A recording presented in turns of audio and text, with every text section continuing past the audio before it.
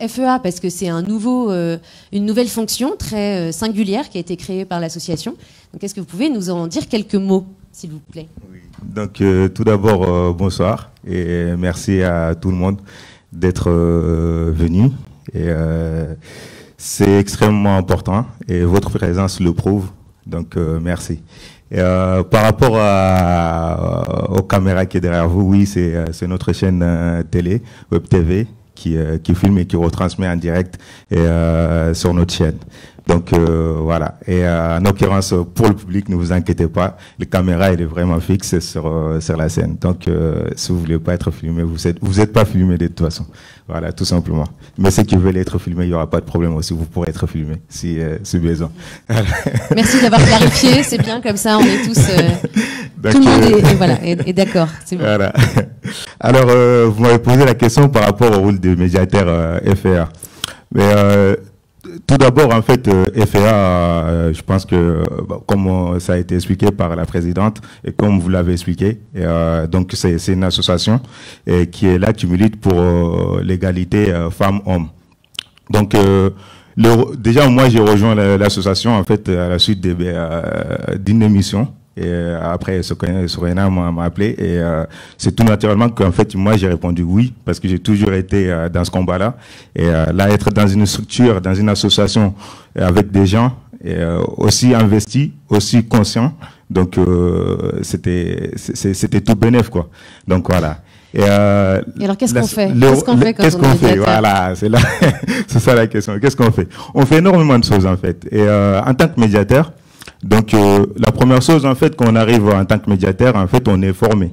On est formé aux pratiques, on est formé aux problématiques, on est formé aussi à la façon de sensibiliser, à la façon d'informer.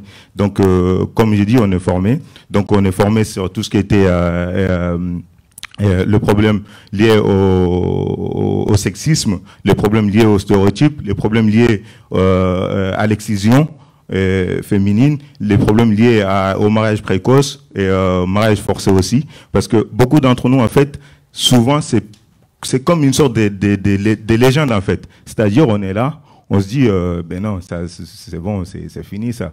Mais en fait, en rentrant dans FEA, en tant que médiateur, on découvre, en fait, c'est des choses qui sont toujours là. Et que, inconsciemment ou avec conscience peut-être aussi, on a tendance à ne pas trop tenir compte ou ne pas donner d'importance. Donc, il y a ça, cette forme-là qui fait que, qui est là dans FEA en tant que médiateur.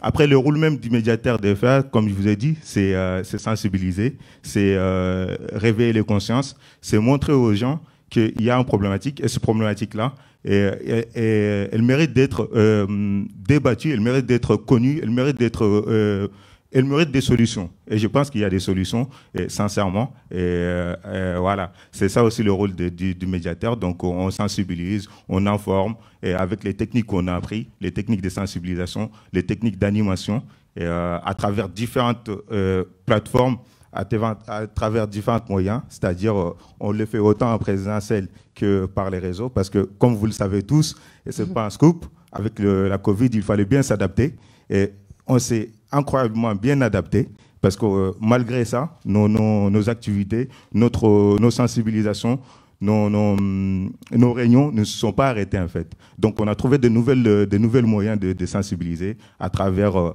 Facebook, Instagram, Twitter, enfin, pour certains, et Zoom. Donc, voilà. On s'est vraiment adapté, en fait. Et ça, sincèrement, je tiens vraiment à féliciter toute l'équipe de FEA parce que, voilà, ils ont fait un travail incroyable. Parce que beaucoup d'entre nous, et moi le premier, j'ai peut-être pas l'air, mais je suis pas très connecté réseau. Donc voilà. Vous avez quand même amené la caméra qui nous filme en direct. Je trouve que c'est très connecté. Mais... Et alors, voilà. Comment, à qui vous adressez-vous en fait, que ce soit sur le terrain ou justement grâce à l'adaptation via les réseaux sociaux? Voilà, à qui on s'adresse? On s'adresse à tout le monde. Et, par exemple, si moi je dois parler de mon cas personnel, je m'adresse vraiment à tout le monde, c'est-à-dire parce que dans mon entourage, quand je dis dans mon entourage, dans mon réseau, il n'est pas fait que des jeunes. Donc il y a des personnes âgées, il y a des personnes moins âgées, il y a des gens de mon pays d'origine, de mes cultures d'origine aussi. qui sont soninké et Peul ou soninké. Donc, tous ces gens-là, on s'adresse à tous ces gens-là parce que c'est ces gens-là qui ont besoin d'être conscientisés en fait, par rapport à ces problématiques-là. Donc, voilà. Et principalement des hommes, ou vous travaillez avec des hommes et des femmes? Donc, principalement, là, par rapport aux ateliers qu'on a organisés, principalement, on a beaucoup travaillé avec des femmes, et des hommes plutôt. Des hommes, excusez-moi. Donc, c'était surtout des hommes. Donc, on organise des réunions, que ce soit via réseau ou en présentiel. Donc, on échange. Moi, je suis vraiment dans l'échange, en fait. Je ne suis pas dans le jugement ou dans les stéréotypes. Et après, comme ça peut être dit, chacun a sa façon de voir. C'est pas parce que moi je vois pas comme ça que je vais dire non, c'est mauvais. Non, c'est pas que je vais pas dire c'est mauvais. On est là, on discute, on échange. Et je suis sûr, en général, au bout de l'échange, on arrive à tomber d'accord sur le fait que il y a de la violence, sur le fait qu'il y a des inégalités, sur le fait qu'il y a du sexisme, sur le fait que tout ça, ça n'a pas lieu d'être. Donc voilà, c'est surtout ça. Par l'échange. Voilà, c'est vraiment par l'échange. Je pense qu'il y a des choses que vous avez en commun avec d'autres intervenants. Oui. Et alors donc, beaucoup par les réseaux sociaux également, avec cette adaptation. Et attention, c'est une transition pour en parler du coup avec David Fouché. Vous êtes entre autres donc, communicant, proche de Cédric Doumbé. Vous avez développé donc ce programme, ce projet, cette opération, je ne sais pas comment on l'appelle, Be a Man, campagne de sensibilisation donc, des hommes aux violences faites aux femmes, mais aux violences au sens large, donc toutes les violences sexistes, genrées, et vous mettez en avant la responsabilité des hommes à agir. Alors, avant de parler plus de ce projet, attention, on va voir si là on est bon avec la régie. Je vais tenter un truc. Ah là là, c'est formidable, hein. Cette synchronisation est folle. On va voir la vidéo de ce projet justement lancé par David et Cédric Doumbé. Depuis qu'on est gamin, on nous rabâche les mêmes conneries sur la virilité. Mais en fait, ça veut dire quoi être un homme, un vrai? Moi, je crois qu'un homme, c'est celui qui se bouge face aux violences faites aux femmes. Parce que si elle se termine parfois sous les coups d'un autre, elle commence toujours par notre indifférence. Toi, quand tu ris à la blague sexiste de ton patron pour ne pas le vexer, est-ce que t'as pensé à celle qui s'est sentie humiliée? Toi, hier au dîner, quand il l'a rabaissé toute la soirée, pourquoi t'as rien dit? Et toi, quand tu fais tourner des snaps dénudés qu'une fille a envoyés à ton pote en privé, t'as réfléchi à ce que tu faisais? Quand ta pote te dit qu'elle a été emmerdée et que tu lui réponds « Ah, ça va, c'est pas méchant », franchement, tu penses l'avoir aidé? Et moi, quand je me cache derrière l'idée que les violences, ce sont les autres et que je n'ai rien à me reprocher, est-ce que là, je suis un homme? Un vrai? On n'est peut-être pas tous coupables, mais on est tous responsables. Alors maintenant, c'est à nous de bouger. Écoutons les femmes autour de nous. Comprenons les conséquences de nos actes. Éduquons-nous. Soyons des hommes, des vrais. Merci, bravo. Oui. Vous pouvez l'applaudir. On n'est peut-être pas tous coupables, mais on est tous responsables. Ouais. C'est très fort. Du coup, David, est-ce que vous pourriez nous parler de la jeunesse de ce projet? Comment c'est né et pourquoi Cédric Doumbé et vous vous êtes lancés? Quelle est l'idée? Donc moi, je suis un ancien athlète de haut niveau. J'ai été vice-champion du monde de karaté. C'était il y a quelques temps. Et à ce titre, je suis proche de Cédric Doumbé, qui est champion du monde de boxe. Et il y a 1 an et demi, je me suis lancé dans un projet de monter un événement à Bercy, à l'Accor Arena à Bercy, qui en gros dit qu'on peut tous agir sur les enjeux sociaux et sociétaux. Monter un événement à Bercy l'année du Covid, j'ai eu un peu mieux comme idée, donc ça c'est un peu compliqué. Mais il s'avère qu'au travers des échanges que j'avais avec Cédric et au travers de mon projet, on s'est dit que même les sportifs, et surtout les sportifs, avaient aussi leur voix à dire sur les différents sujets sociaux et sociétaux. Et en discutant avec Cédric, il s'avère que ce qui l'animait vraiment, c'était de prendre la parole sur ce sujet-là, sur le sujet des violences faites aux femmes. Et moi, j'ai eu la chance, quelques semaines après, de rencontrer Rada Hatem, que je pense certains connaissent ici, qui est la boss de la Maison des Femmes, un peu par hasard. Et je lui ai dit, Rada, Cédric a un talent, c'est un sportif. Moi, je suis un communicant, on se connaît un peu, on a une petite idée derrière la tête, est-ce que ça t'intéresse? Voilà. Et Rada a dit OK. Et après, ce qui est assez génial, c'est que ce projet-là a apporté pas mal de monde. Et finalement a fini par ce que vous avez vu sous les yeux. Et on a eu de la chance, c'est que ça a été diffusé à la télé, sur pas mal de chaînes, et que ça a rencontré un succès assez retentissant. Donc voilà la genèse. Voilà, c'est cette idée qu'on peut tous agir sur les enjeux sociaux et sociétaux. Nous, ce qui nous touche beaucoup, c'est ce sujet-là, les violences faites aux femmes. Et on a voulu utiliser notre talent, moi en tant que communicant et Cédric en tant que sportif, pour prendre la parole. Voilà. Et c'est des hommes qui s'adressent à d'autres hommes. Est-ce que vous avez eu des retours justement d'hommes suite à cette opération ? Oui, mais pas assez. Honnêtement, oui, c'était le but. Je pense que le message est clair. Je pense que ça a éveillé quelques consciences et on a quelques témoignages en ce sens. En revanche, j'ai l'impression qu'il a quand même beaucoup plu aux femmes et les hommes se sont interrogés, mais est-ce que ça a éveillé les consciences de tous les hommes sur cette terre ? Je ne pense pas. Voilà. Donc, je pense qu'il y a un vrai sujet de... moi, à ma petite échelle, il y a cet aspect sensibilisation que je peux faire. Après, dans l'action, il faut aussi d'autres personnes, comme certainement mes collègues, là, qui interviennent parce que là-dessus, je suis moins armé. Voilà. Alors justement, c'est cette fois-ci, David, vous me donnez la transition. On va en parler parce que là, vous nous dites be a man, mais finalement, c'est quoi un homme ? Alors on va pouvoir peut-être après, une fois qu'on aura tous présenté tous les intervenants, faire un petit débat là-dessus, mais qu'est-ce que c'est ? Effectivement, on s'interroge. Et donc, votre voisin de gauche, Yann Ferrand, interroge ces questions justement des masculinités. Qu'est-ce que c'est qu'être un homme ? Et intervient sur le terrain par le biais d'ateliers qui questionnent les masculinités grâce à un collectif créé par Boléwa Sabourin et William Njaboum. Et alors du coup... est-ce que vous pouvez nous expliquer, ce que fait ce collectif et dans quel cadre il a été créé, s'il vous plaît, Yann ? Alors, bonjour à tous. Moi, voilà, je fais à travers un projet qui s'appelle Recréation. Je fais partie d'un collectif, donc le collectif de l'association LOBA, qui œuvre pour prévenir les violences sexuelles faites aux femmes et soutenir celles qui en ont été victimes. Aujourd'hui, le collectif souhaite interpeller... interroger et surtout appeler à la discussion autour du sujet des masculinités. Qu'est-ce qu'être un homme au XXIe siècle ? Qu'est-ce que là ou les masculinités ? C'est la grande question. Donc il existe une peur de voir disparaître un monde, une hégémonie, car le masculin est synonyme de toute puissance, de conquête, de domination, de liberté, aux dépens des autres. Pour perpétuer cette domination, on a des garde-fous qui nous surveillent et qui nous rappellent les bons principes de la masculinité. C'est braver l'interdit et c'est commencer à tuer ce fameux mythe de la virilité. Donc j'introduis Boléwa Sabourin et William Njaboum, qui sont fondateurs de l'association LOBA et du projet Recréation, qui ont réfléchi avec le collectif en fait, à monter des ateliers de 2 heures pour intervenir dans différentes structures, dans des sociétés privées, dans des sociétés publiques, dans des écoles, dans des collèges, des lycées, dans des prisons. D'ailleurs, actuellement, Boléwa et William, aujourd'hui, étaient à la prison de Limoges. D'accord. Ils ont passé la journée avec des jeunes. Et voilà. Et du coup, en fait, ça sert en fait, à proposer une réflexion autour des masculinités.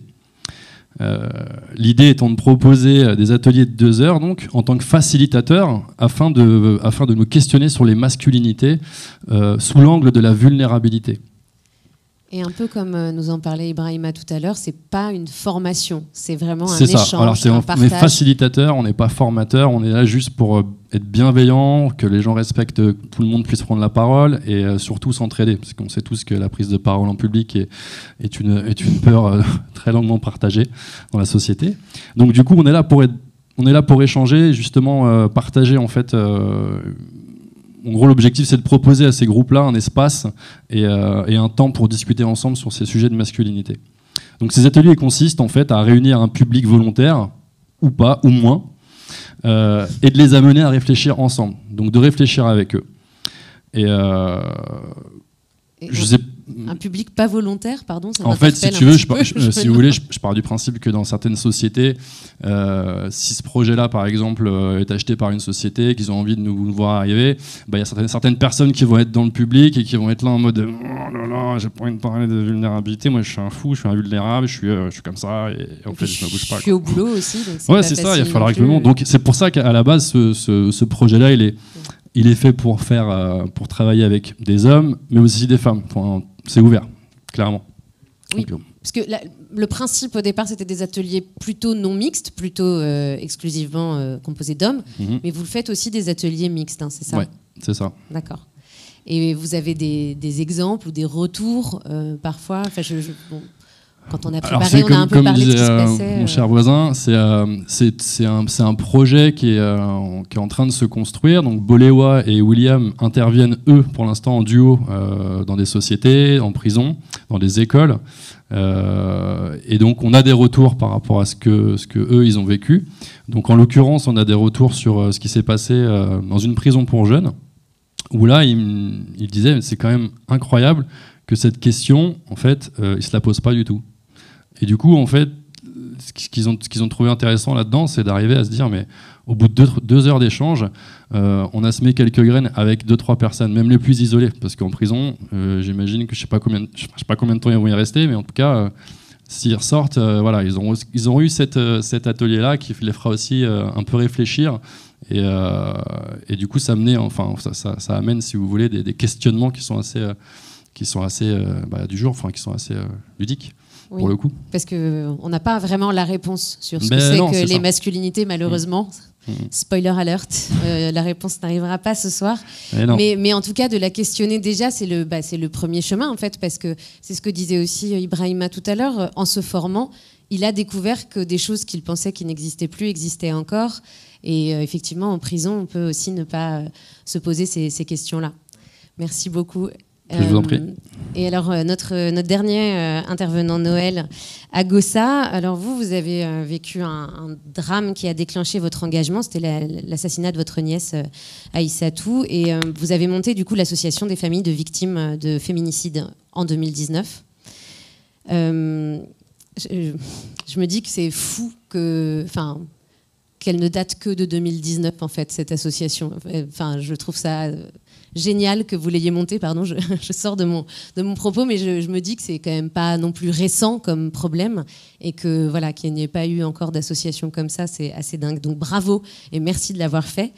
Et donc votre activité au sein de l'association, c'est à la fois de soutenir les familles endeuillées dans leur démarche, mais aussi vous avez beaucoup d'activités de prévention. Parce qu'évidemment, comme on en fait tous le constat, l'idée c'est que ça s'arrête. C'est pas que de réparer, c'est d'éviter d'être détruit. Donc j'aimerais bien que vous nous parliez un petit peu plus de ces actions justement de prévention et comment est-ce que vous voulez, comment vous voulez mener ces activités de sensibilisation. D'accord, merci beaucoup. Et bonsoir à tous, bonsoir à toutes. Je ne sais pas si mon micro est bien fort. C'est bon. Merci. On me dit c'est bon. Oui.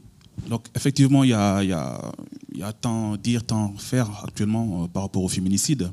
C'est un terme, un nom qui est apparu depuis 4, 5, 6 ans à peu près, en termes médiatiques ou populaires, entre parenthèses.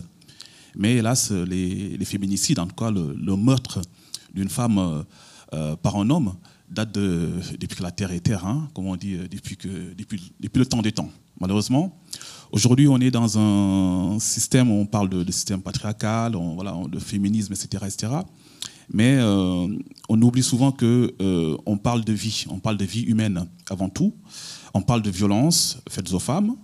On parle de sociétés qui considèrent certaines, entre parenthèses, sujets un peu tabous, hein, et sans rentrer trop dans les détails.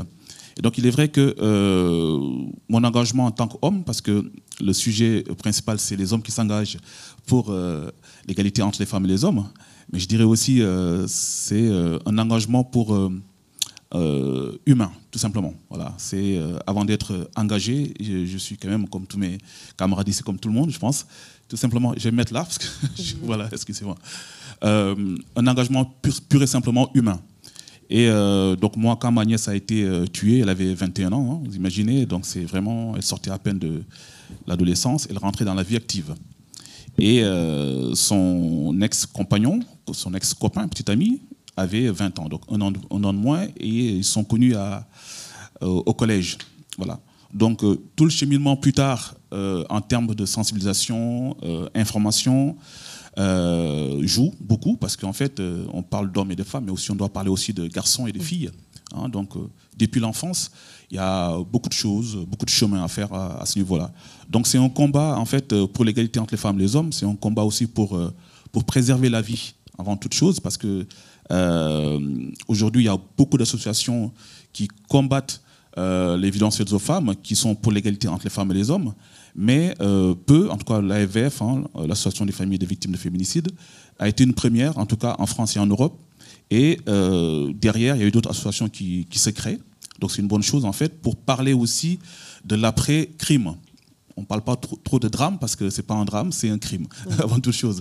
Donc voilà, des associations qui se battent pour l'après-crime, pour le suivi des victimes, bien sûr, hein, parce que bon, lorsqu'on tue une femme, ce n'est pas juste la comptabilité, on ne dit pas qu'il y a 35 personnes qui ont été tuées, c'est aussi 35 familles qui ont subi des choses.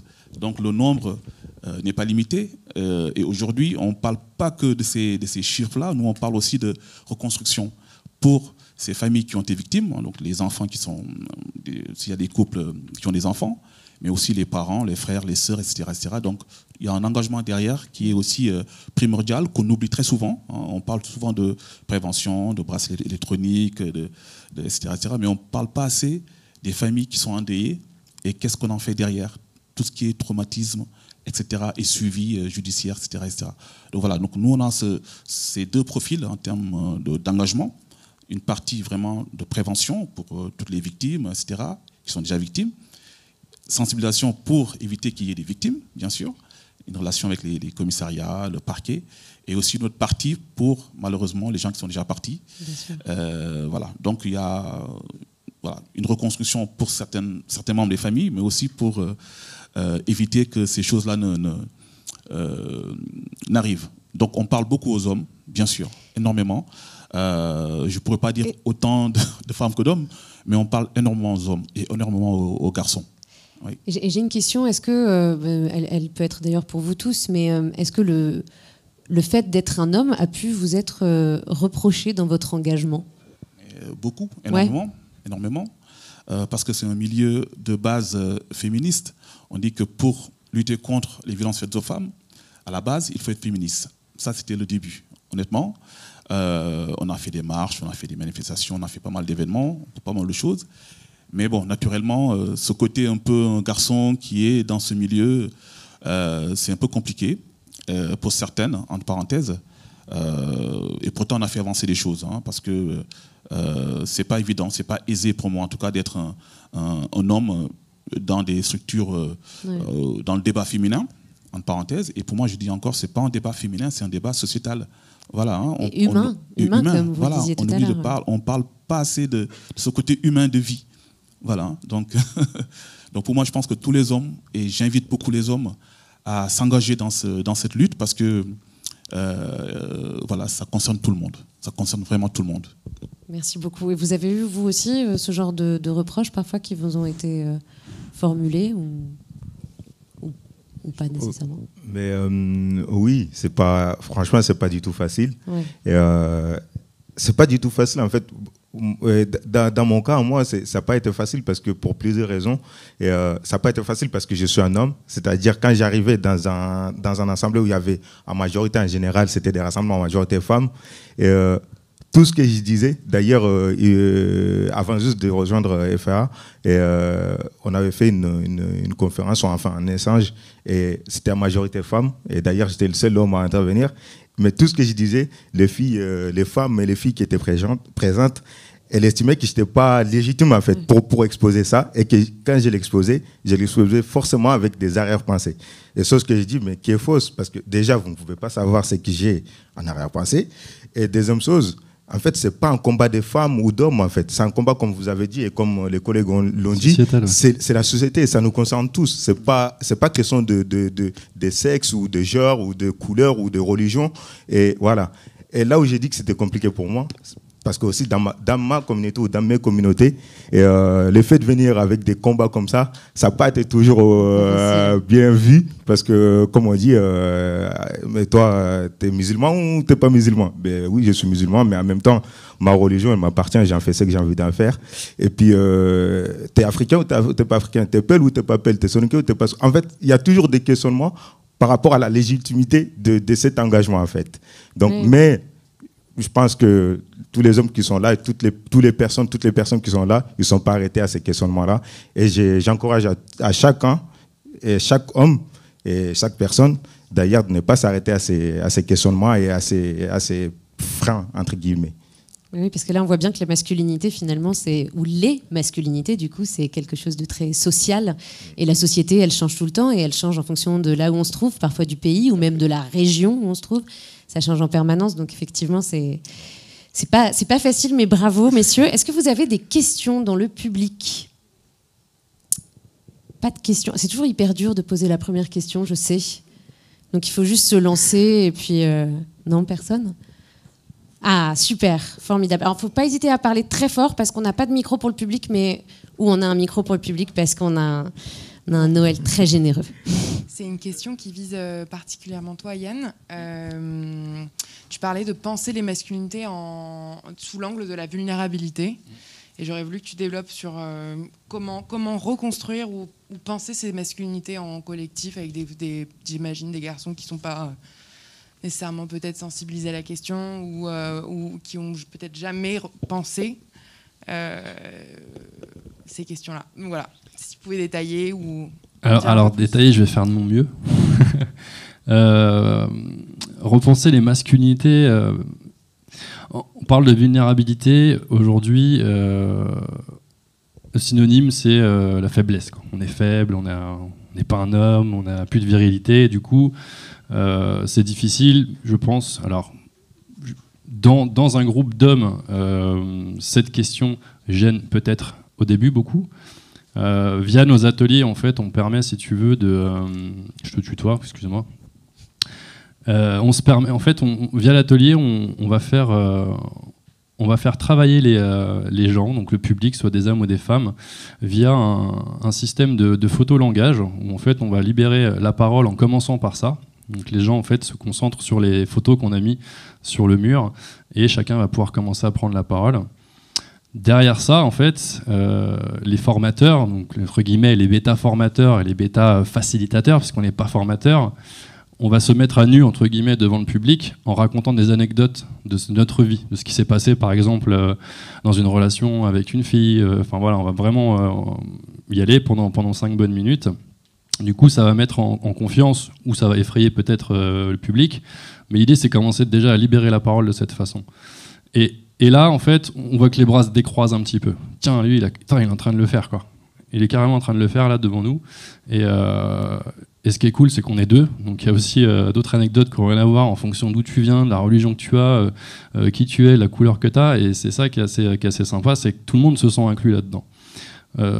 Donc c'est une masse à faire parce qu'aujourd'hui le contrôle des émotions ça empêche de vivre. On est contenu, on n'arrive pas à se libérer en fait. C'est difficile de pouvoir parler de nos émotions et pour un homme encore plus.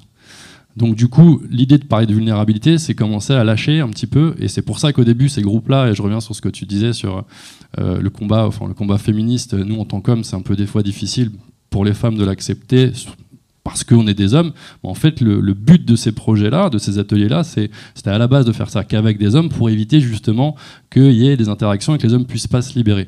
Et au fur et à mesure, on s'est rendu compte qu'il y a des femmes qui voulaient y participer, mais que tout était respecté par rapport aux règles qu'on avait imposées. Donc à la politesse, laisser la place, et puis en fait, effectivement, les choses se passaient super bien. Et à la suite de ce texte sur les vulnérabilités, donc nos anecdotes, il y a un temps de diagnostic où on met les gens dans la salle et on leur demande de se mettre à 3 places bien particulières. Ceux qui se sentent invulnérables se mettent à gauche, au milieu tu as ceux qui ne savent pas trop s'y mettre, et à droite tu as les gens pour qui parler de vulnérabilité, il n'y a pas de souci, quoi.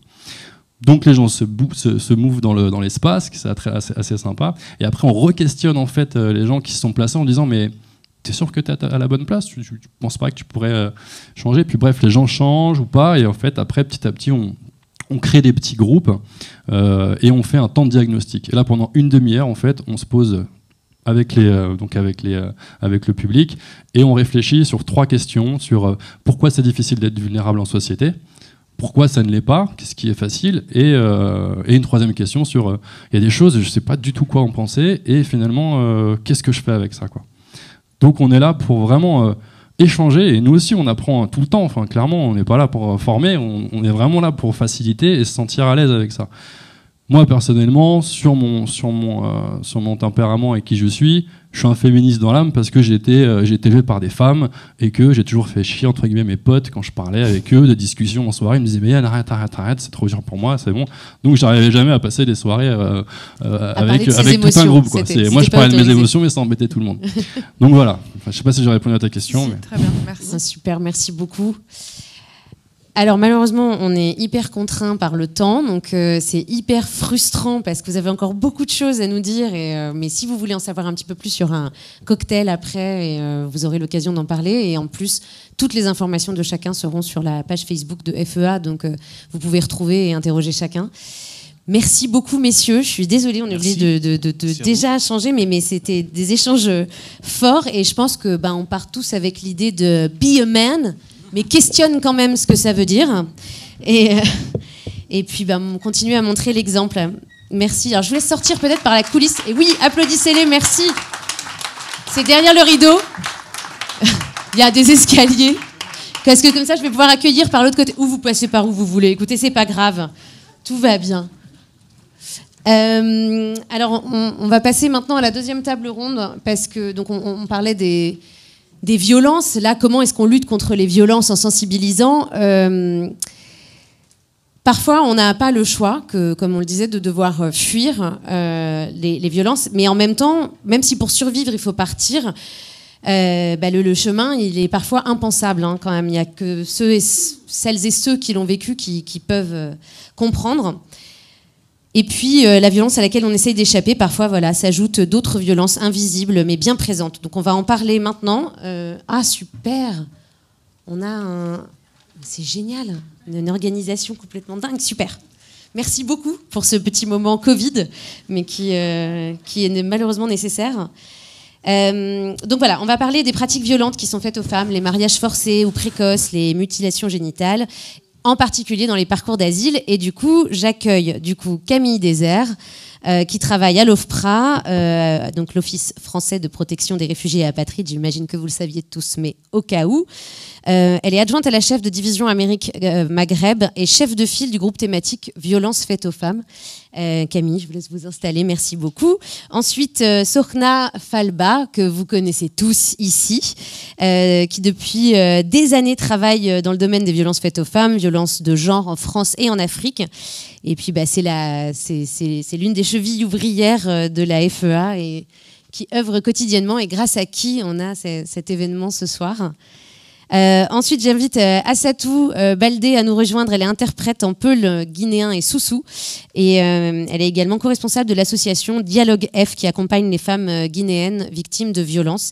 Et enfin, last but not least, l'homme de cette... Est-ce qu'il est arrivé, Mounir, d'ailleurs? Oui, il est là, super. Donc Mounir Alamine, qui va nous rejoindre, qui est médiateur FEA, originaire du Tchad. Il habite en France depuis 3 ans, il milite pour les droits humains et il est évidemment très impliqué contre les violences faites aux femmes. Et merci beaucoup, encore une fois, pour que tout puisse se dérouler, mais sans prendre de risques. Alors, je vais commencer par me tourner vers Sorna, qui est un peu la boss, finalement, enfin la 2e boss. Je veux pas commettre d'impair. Vous êtes la coordinatrice FEA et l'instigatrice de cet événement. Donc, dans ce qu'organise FEA, On a parlé de tout le programme avec les médiateurs, mais vous avez aussi une activité de sensibilisation et formation des professionnels aux questions de violence basées sur le genre dans un contexte migratoire d'asile, et avec un focus particulier donc, sur les MSF et mariage forcé ou précoce. Sorna, est-ce que vous pouvez nous donner, du coup, pour qu'on cadre un peu cette discussion, et je pense qu'on a tous besoin de savoir les chiffres de la violence, du coup, de ces mariages forcés ou précoces, de ces mutilations aujourd'hui dans le monde. Du coup, petit micro, voilà. Merci beaucoup Adélaïde. Et, bonjour et merci à tous et à toutes d'être là. Oui, peut-être avant les chiffres, redire juste que alors les violences faites aux filles et aux femmes, elles touchent toutes les régions du monde. Elles touchent toutes les catégories sociales et tous les âges. Et à ce jour, je pense qu'aucun pays n'a réussi à atteindre l'égalité femmes-hommes. Je voudrais aussi dire que les violations des droits des filles et des femmes, elles s'inscrivent dans un continuum qui va de l'injure sexiste au féminicide. On vient d'en parler. Beaucoup de femmes ont été confrontées à des violences physiques ou sexuelles qui sont intervenues dans l'enfance ou dans l'adolescence ou plus tard dans leur vie de couple ou dans le cadre d'un mariage forcé, au travail et parfois c'est dans plusieurs de ces circonstances. Alors, certaines femmes ont également été témoins de violences conjugales à l'encontre de leur mère. Certaines ont également été victimes de torture, de mutilations sexuelles, de séquestration. Donc c'est dans le cadre de ce continuum que s'inscrivent des violences plus spécifiques comme les mutilations sexuelles féminines et le mariage forcé et précoce. Alors, ces violences envers les filles et les femmes, elles prennent leur source, quelqu'un l'a dit tout à l'heure, dans la nature patriarcale des sociétés, dans le sexisme, dans les inégalités sociales, économiques, mais aussi dans les crises et les conflits, dans la pauvreté et la pénurie de moyens de subsistance.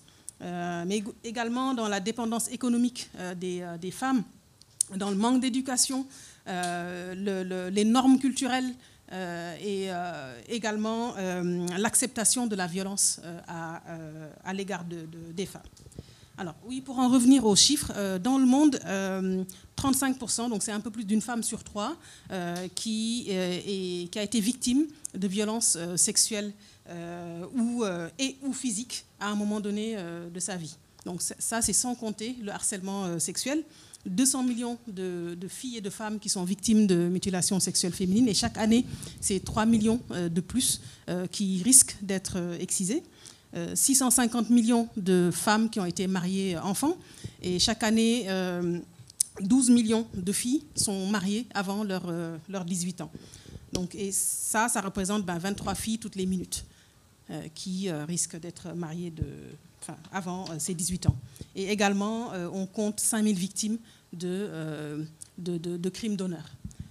Alors, pour en revenir à la France, alors, ce sont 220 000 femmes victimes de violences physiques ou sexuelles commises par leurs anciens ou actuels partenaires chaque année. Alors, 81% des morts au sein du couple sont des femmes. Alors, sans faire de comptabilité, comme le disait Noël, mais je pense que c'est important de le rappeler, il y a eu 90 féminicides en 2020. Donc, c'est moins que les années précédentes. Donc, le chiffre a tendance à diminuer, et tant mieux. Et ça, c'est grâce à des associations comme l'AFVF, comme d'autres structures qui se mobilisent. Et donc, il faut accélérer et continuer ce mouvement. Mais on compte également en France 94 000 femmes victimes de viol ou tentatives de viol chaque année. Bon, donc, ce sont là beaucoup de chiffres, mais je pense que ça donne à voir la réalité des violences faites aux filles et aux femmes dans le monde et en France. Merci beaucoup. Non, c'est très très important en fait qu'on lisait les chiffres. Alors oui, ça fait beaucoup et ça peut assommer un peu, mais en fait, c'est ce qu'on disait tout à l'heure. En fait, parfois, on pense qu'on est informé, mais on ne l'est pas. On mesure pas en fait l'importance. Donc merci beaucoup. Et du coup, il y a d'autres violences en plus. Enfin, Alors, les femmes migrantes, par exemple, elles sont confrontées à des violences spécifiques. Donc là, nous, on s'intéresse particulièrement aux mutilations sexuelles féminines et au mariage forcé et précoce.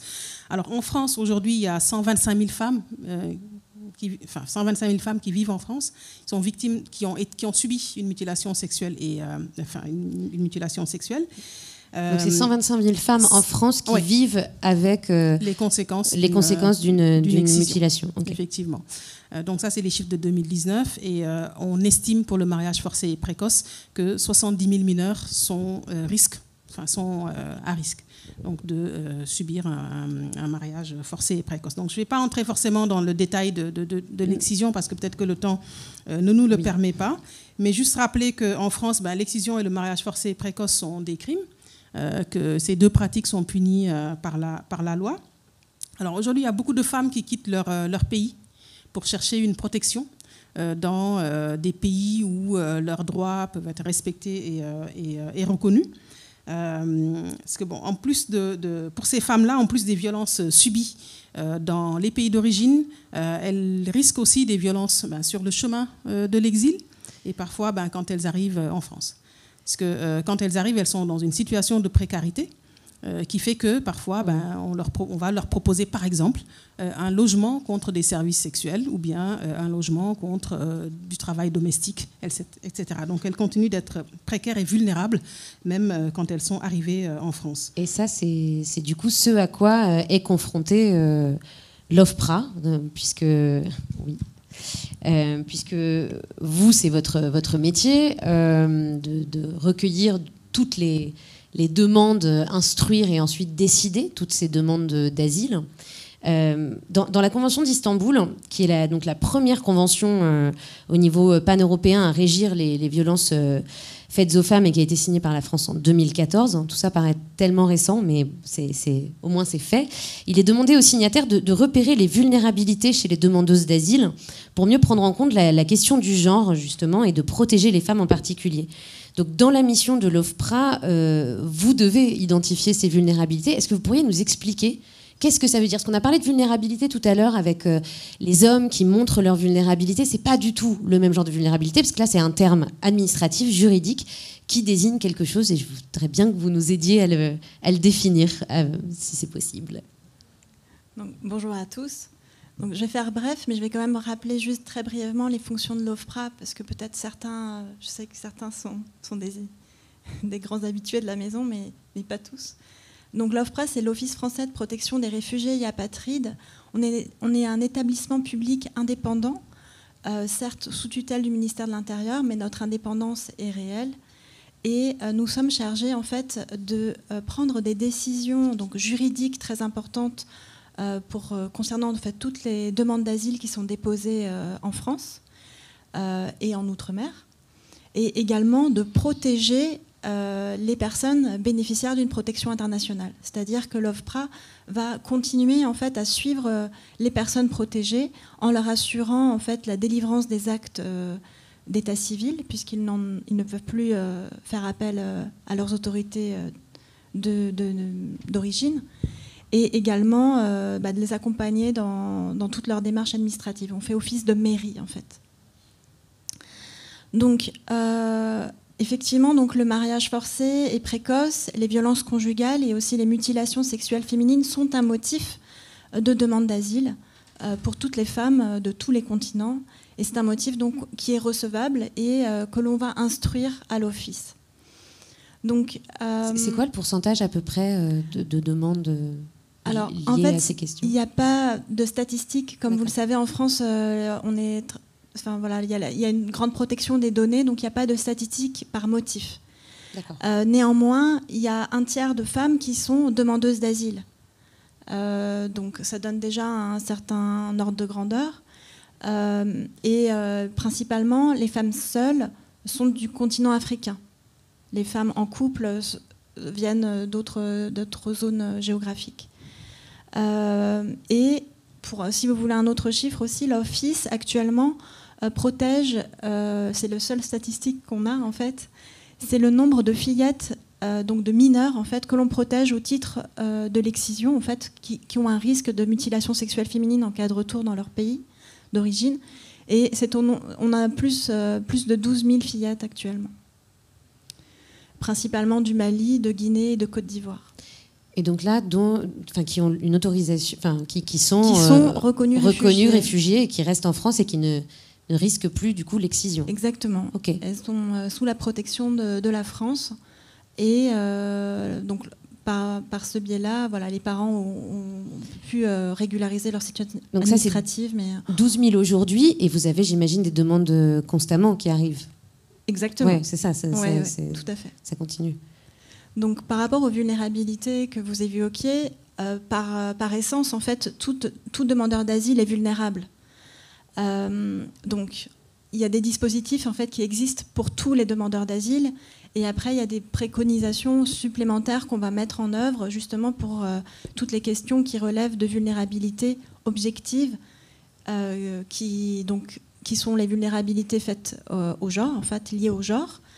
Mais donc ça va concerner évidemment les femmes, mais aussi par exemple les personnes qui quittent leur pays en raison de leur orientation sexuelle, ou qui sont mineures, ou qui sont victimes de torture, qui ont été victimes de torture et qui ont de graves troubles psychiatriques ou psychologiques. Et vous, à l'OFPRA, vous êtes du coup formés pour apprendre à les repérer ? Exactement. Donc je vais vous expliquer un peu le dispositif. Donc évidemment, tout officier de protection est formé dès son arrivée. Il y a une formation initiale qui est très importante, qui est empirique mais aussi théorique, sur qu'est-ce que c'est qu'une vulnérabilité, comment est-ce qu'on recueille un récit de souffrance, comment est-ce qu'on accueille aussi une personne vulnérable en entretien. Comment est-ce qu'on va communiquer au mieux, notamment quand on a un interprète qui fait l'interface aussi avec notre demandeur. Et donc on va évidemment on a des textes juridiques, donc on va devoir conduire un entretien pour pouvoir répondre à une question juridique qui est: est-ce que cette personne a des craintes en cas de retour? Donc voilà, on va également être formé donc à cette conduite d'entretien spécifique avec ces personnes qui ont vécu des choses très douloureuses.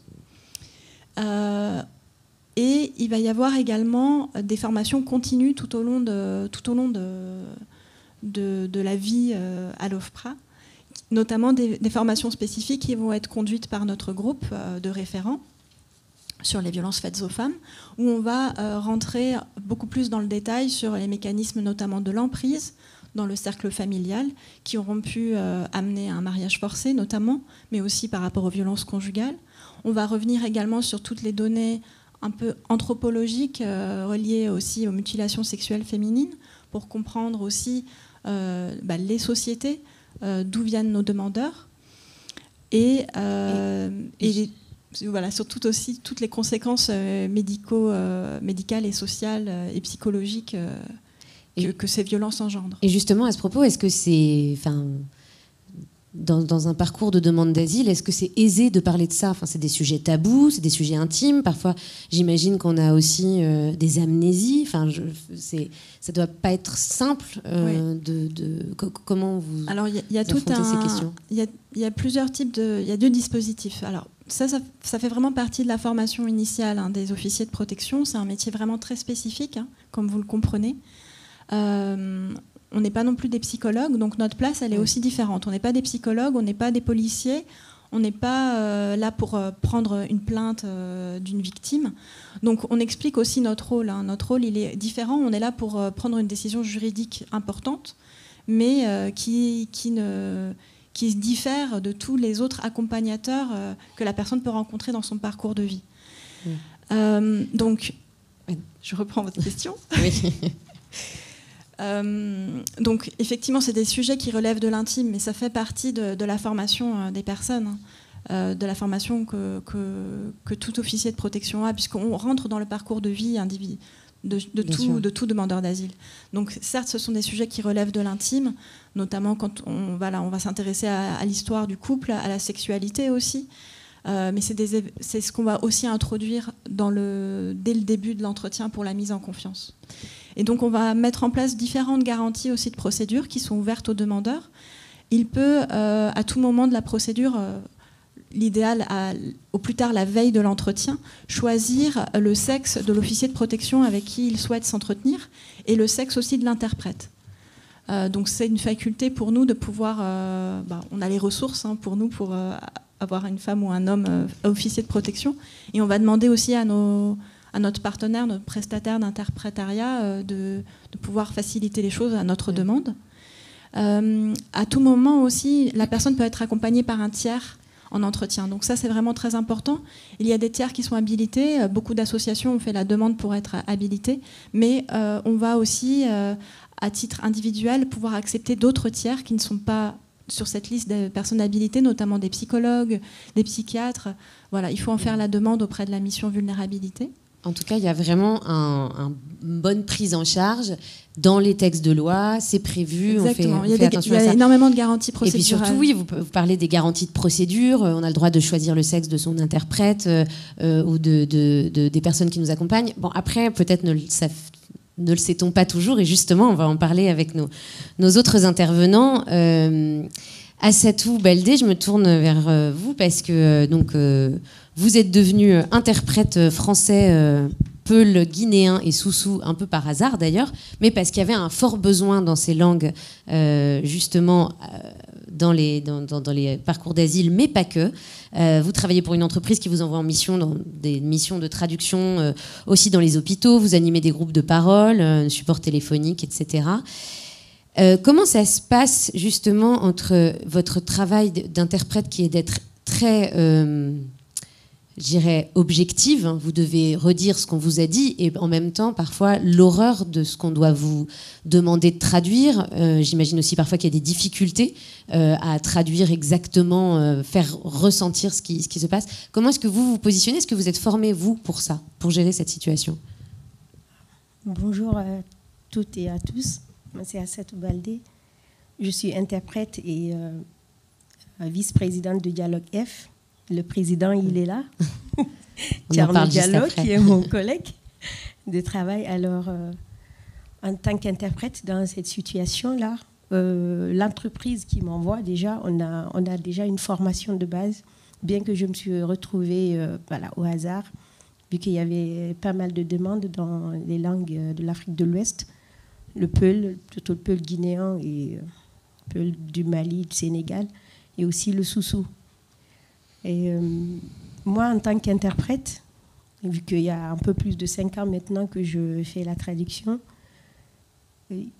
parfois il y a des choses, des propos intraduisibles, je peux dire, parce que c'est question de culture. Par exemple, tu peux dire un mot ou tu ne peux pas le retrouver en français. Et moi, dans mon travail, j'essaye de dire à la personne de faire un peu plus de détails pour que je puisse avoir les mots en français. Ça veut dire, c'est-à-dire, parfois, tu peux faire des gestes, mais des gestes dont si ce n'est pas dit, tu ne peux pas le faire. Mais bon, vu que je connais la culture, je peux dire, la personne a dit oui ou la personne a dit non. Mais il faut le dire oui ou non. En haussant la tête, en faisant des gestes. Par exemple, si je prends pour l'excision, dans les traductions aussi, dans les communautés, par exemple pour la Guinée, même entre Guinéens, hein, pour les soussous et les peuls, c'est pas pareil. Dans comment ça se pratique l'excision et quelles sont les coutumes, comment ça se fait. Par exemple, il y a quelques jours, j'en ai eu une femme que c'était un peu difficile parce qu'elle disait que je ne pense pas si vous pouvez traduire. C'est un soussou. J'ai dit, après, la personne qui est là me dit, cette personne-là est habilitée à faire la traduction en soussou. Ne vous inquiétez pas. Parce qu'elle parlait il y avait des termes un peu plus complexes que moi, dans la langue d'origine, par exemple, en peul, on n'en a pas côté excision. Alors, je lui ai demandé de faire un peu plus de détails pour que je puisse traduire le mot qu'il voulait dire.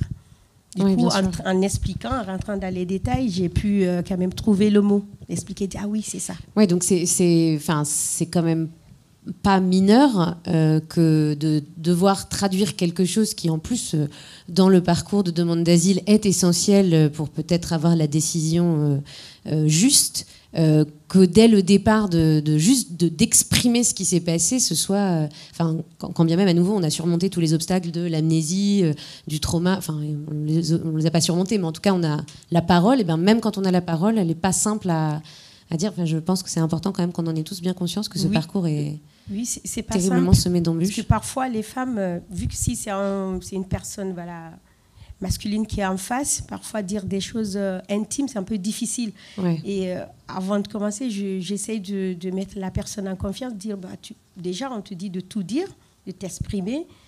Et après, c'est difficile de dire des choses. Par exemple, pour l'excision, on te coupe quelque chose entre les jambes. Et si vraiment tu veux avoir le mot et que la personne ne veut pas dire, c'est un peu difficile. Tu vas toujours continuer à dire, c'est entre les jambes. Est-ce que l'interprète ne peut pas dire autre chose que ce qu'on lui dit, bien sûr. A dit. Ça aussi. Et justement, je voudrais en parler avec Mounir Alamine, qui est là aussi. Alors, je sais que vous avez aussi été traducteur, interprète. Ouais. Est-ce que ça s'est produit justement, cette situation où c'est délicat de parler à un interprète de sexe masculin quand on est une femme? Est-ce que vous avez été parfois dans cette situation?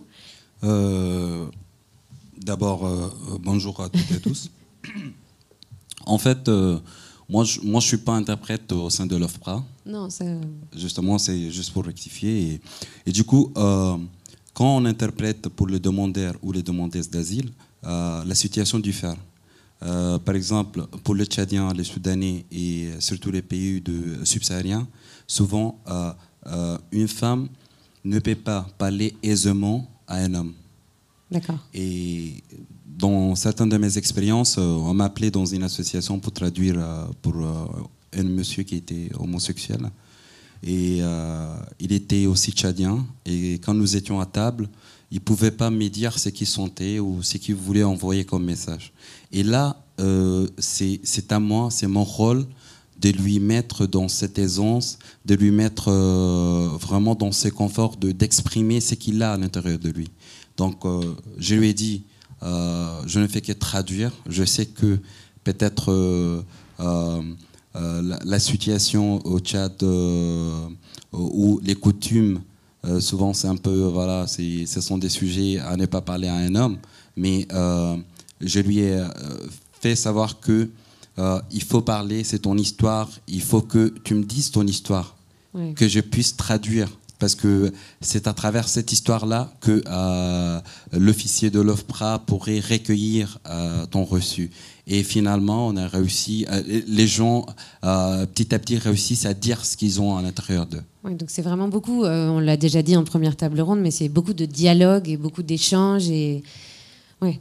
Justement, et juste pour ajouter, souvent aussi, grâce à ces projets MFGE et à travers FEA, nous, notre rôle, c'est de fournir aussi les informations que l'OFPRA est à sa disposition, à savoir de choisir le sexe de son interprète.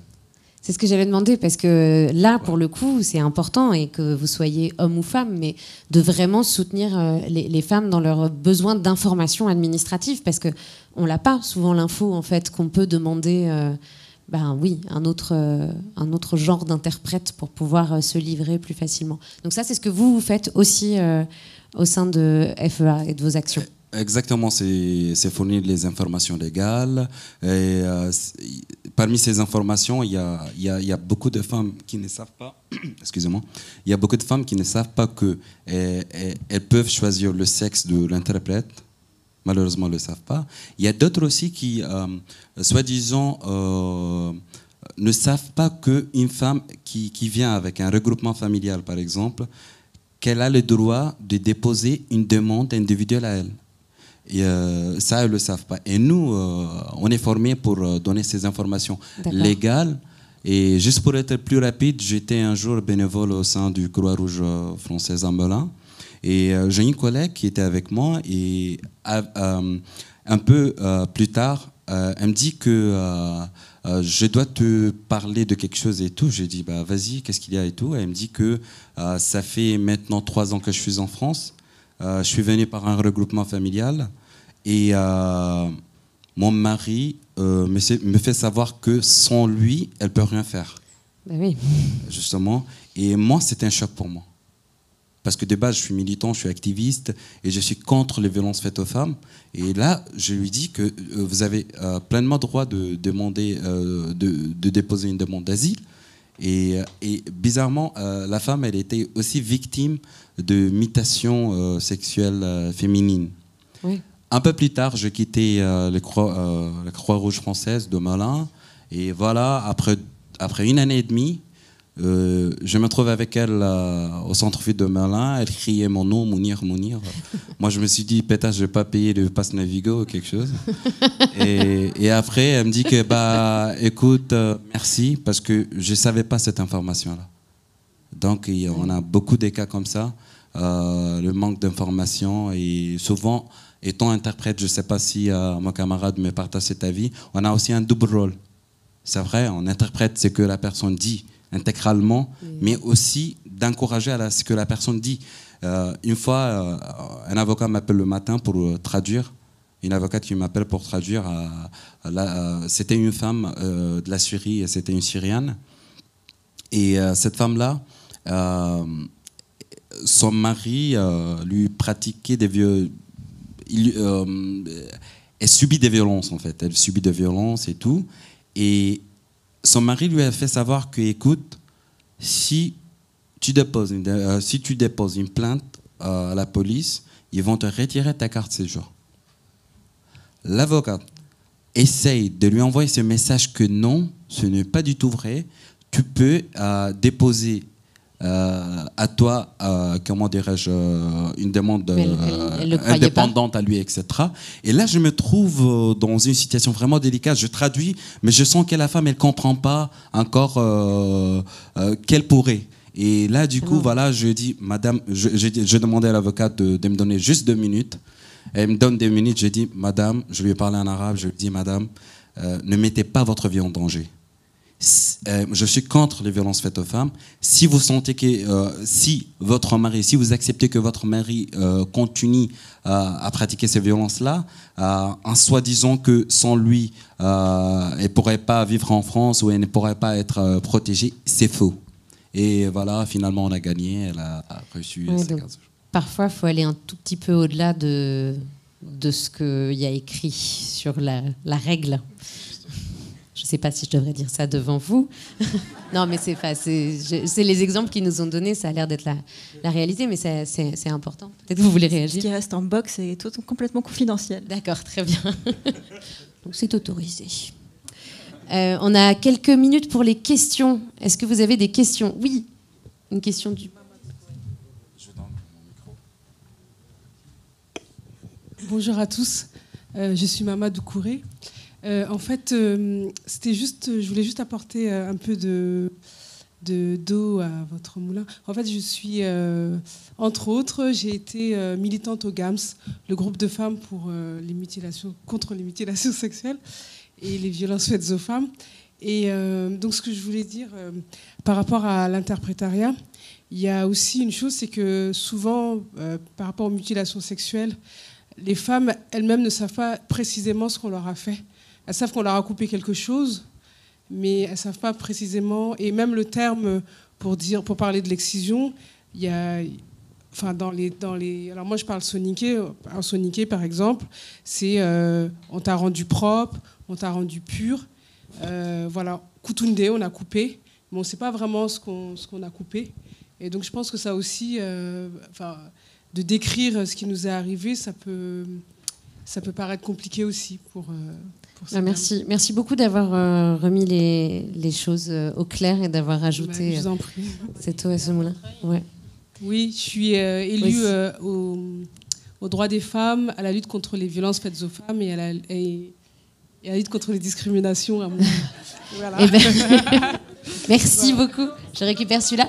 Et je crois qu'on a... C'est l'homologue de Andrea, oui, exactement, à Montreuil, du coup. Vous aviez une question. Est-ce que vous pouvez la dire très fort ou est-ce qu'on tente avec... Ouais, allez-y, je vous fais confiance. Oui, c'est mieux qu'on le garde. Je vais m'adresser plutôt à Camille Desert, mais parce qu'en fait, je me posais la question au niveau politique.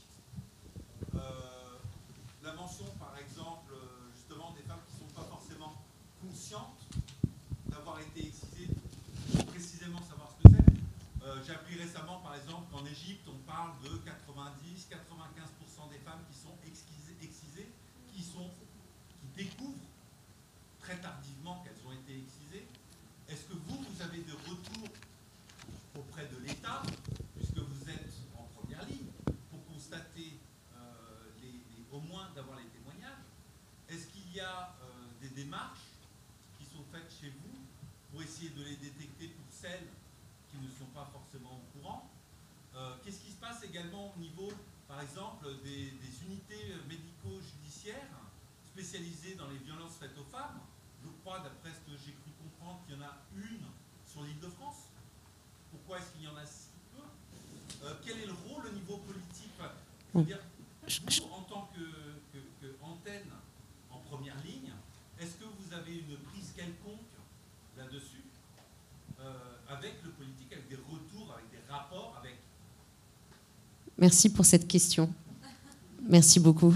Je ne sais pas si ma réponse va vous satisfaire, mais l'OFPRA, d'ailleurs, vient de sortir son rapport annuel 2020, donc il est en ligne, vous pouvez le consulter sur notre site internet. De même que notre guide des procédures, puisqu'il y a d'autres procédures que je n'ai pas expliquées, mais qu'on met en œuvre aussi pour les personnes vulnérables. Par rapport à... En fait, il faut savoir que les luttes contre les mutilations sexuelles féminines sont aussi une thématique... c'est une thématique qui est très importante pour le gouvernement actuellement. Il y a un plan de lutte contre les mutilations sexuelles féminines qui est en place et qui, depuis 2019. La ministre Marlène Schiappa a beaucoup œuvré sur cette question et a d'ailleurs est aussi intervenue en lien avec l'OFPRA lors de la précédente journée de lutte contre la journée tolérance zéro contre les mutilations sexuelles féminines. En fait, nous, on va accueillir en fait les demandes d'asile. Donc en fait, c'est aussi la photographie des demandes d'asile qui arrivent sur le territoire français. Donc on n'est pas représentatif de toutes les femmes victimes dans le monde des mutilations sexuelles. En plus, on va protéger en fait les personnes qui risquent d'être mutilées. Et certes, on va accueillir tous les jours des femmes qui ont été victimes, des femmes qui ont d'ailleurs été réparées, qu'on va pouvoir protéger aussi à ce titre. Mais c'est souvent leurs enfants en fait qu'on va pouvoir être en mesure de protéger. Donc on travaille aussi dans les changements de mentalité. En fait, on est témoin de ces changements de mentalité. Mais voilà, au niveau d'une action politique, on va transmettre en fait énormément d'informations à toutes les familles qu'on va recevoir ou aux femmes seules avec leurs enfants, parce qu'elles sont nombreuses aussi. Et on va leur transmettre toutes ces informations. On va les informer aussi sur leur possibilité d'être reconstruites. On va les informer aussi sur toutes ces conséquences médicales. Parce que bien souvent, c'est à l'issue d'une grossesse et d'un accouchement sur le territoire français où elles ont pris conscience que tous les problèmes médicaux qu'elles ont pu avoir depuis leur enfance et puberté sont liés à leur excision. Parce qu'en fait, en tant que femme aussi, on en parle assez peu de tous nos soucis médicaux, et encore moins aussi, je pense, dans ces communautés. Donc c'est aussi des prises de conscience grâce au corps médical. Et par rapport aux unités médico-judiciaires, en fait, l'OFPRA a mis en place un dispositif particulier justement pour pouvoir veiller à l'intégrité des fillettes protégées, mais aussi pour s'assurer aussi de la réalité de l'intégrité des fillettes qu'on va protéger. Et donc on travaille aussi en lien avec les unités médico-judiciaires qui sont à même de pouvoir accueillir toutes les victimes, toutes les femmes, et dans un cadre sécurisé, avec un dispositif aussi du contrôle de l'intégrité du corps féminin, avec toutes les garanties nécessaires qu'un médecin peut-être de ville ne pourra peut-être pas prendre. Je suis désolée de vous couper, et surtout au milieu de sujets aussi importants, ça paraît complètement aberrant, mais malheureusement... on est victime du temps qui passe et de la nécessité d'avoir une nouvelle table ronde. Mais ce que je vous propose, c'est peut-être de continuer à avoir ce...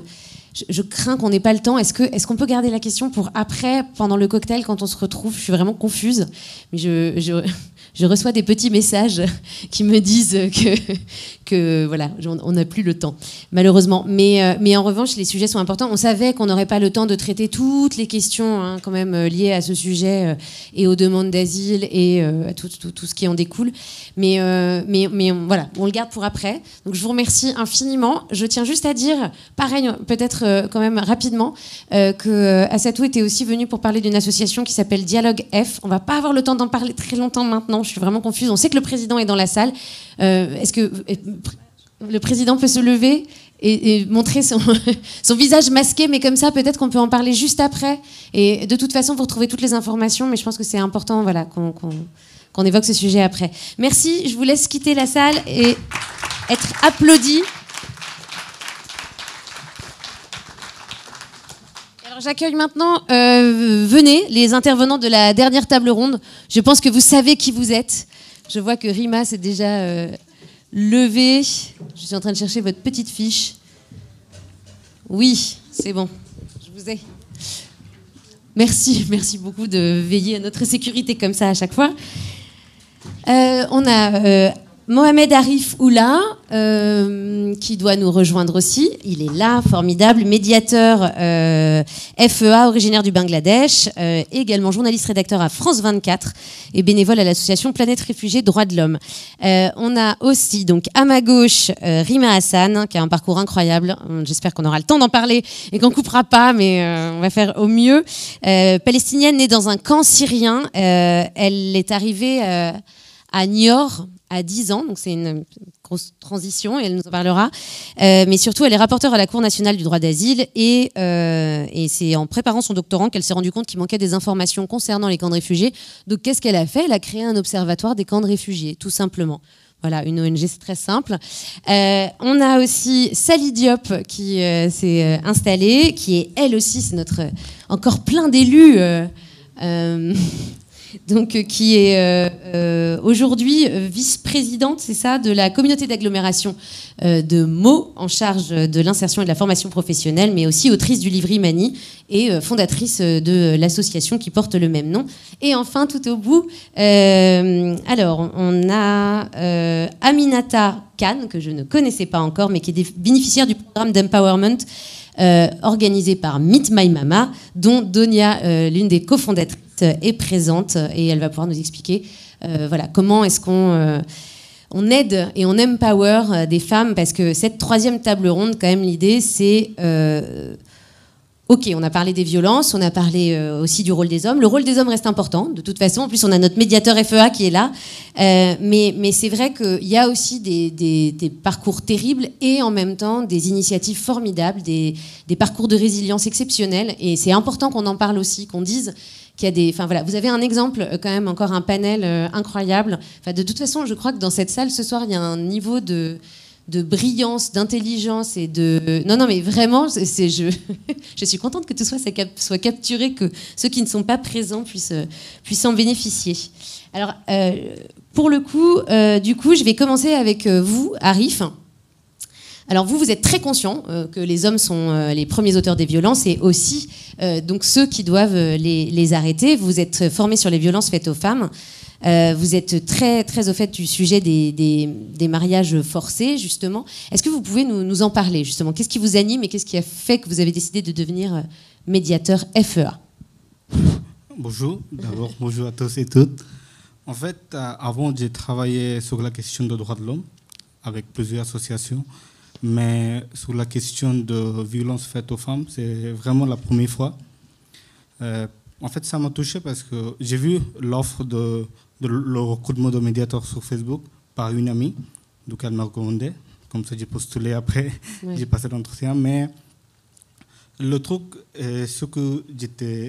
c'était très important. On a eu la formation sur la violence faite aux femmes qui existe aujourd'hui dans le monde. Mais vous savez très bien que le Bangladesh, c'est un pays d'Asie du Sud qui est vraiment touché largement par le mariage forcé précoce. C'est toujours au niveau mondial, dans le classement de mariage forcé, c'est dans toujours le premier 5 pays Donc vous êtes particulièrement touché aussi à titre personnel. C'est ça. J'ai vu que depuis mon enfance, il y a une cousine, par exemple, qui a 19 ans, 20 ans, qui était premier élève dans la classe au bac, mais elle avait un rêve pour entrer à l'université, pour faire des études supérieures. Mais dans une semaine, elle sait qu'elle va se marier avec quelqu'un, elle ne connaît pas du tout. Du coup.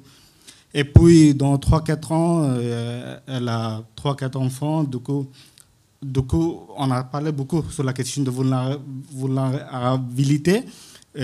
Pour moi, le type de violence faite aux femmes qui existe au monde aujourd'hui, ça crée vraiment la vulnérabilité. Ce n'est pas quelque chose qui existe après la naissance d'une femme ou d'une fille. En fait, c'est créé par la société, par les hommes comme nous, par père, frère, tout le monde.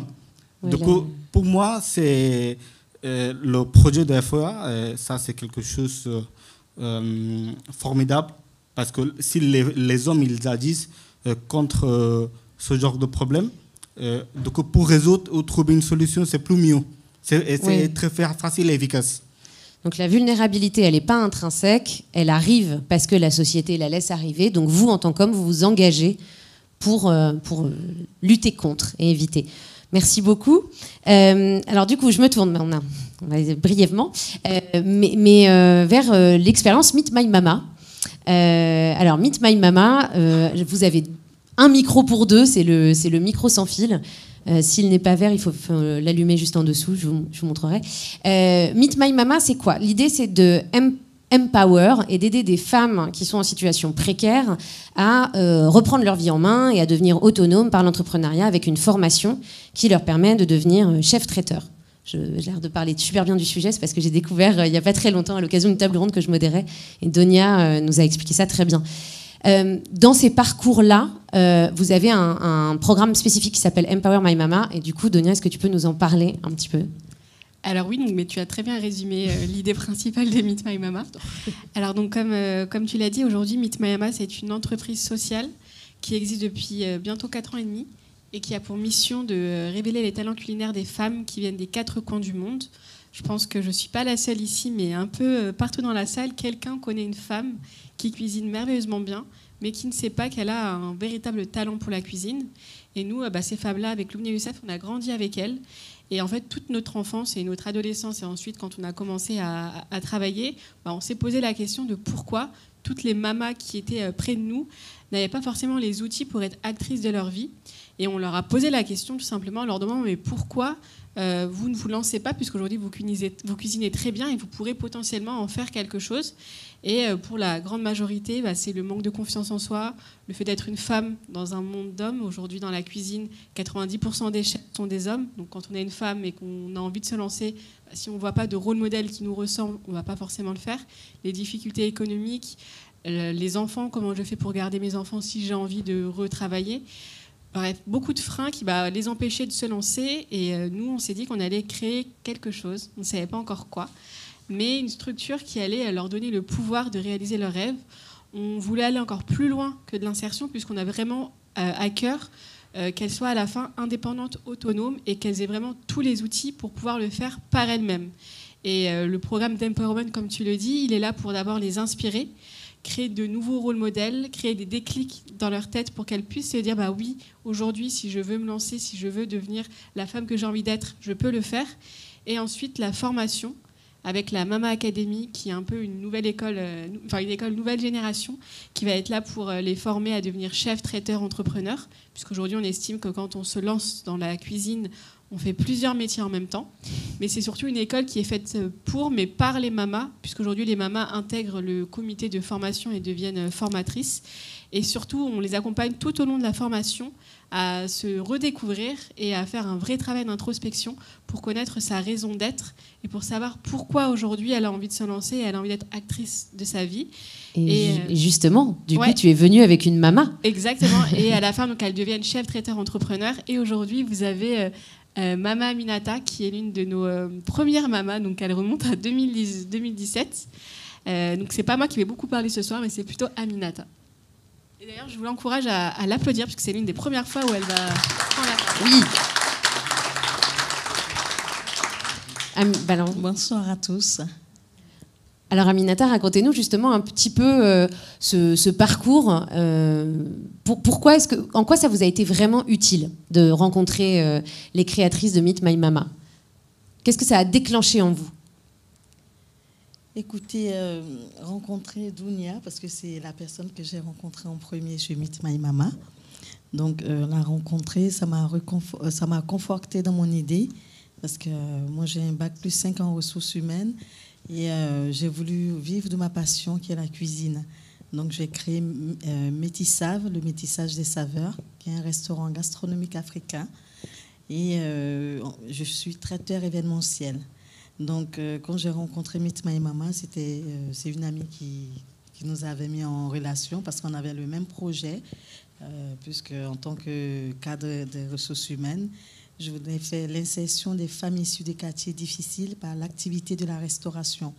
Donc, du coup, on a échangé et Meet My Mama avait ce que moi je recherchais, c'est-à-dire les marchés et les formations.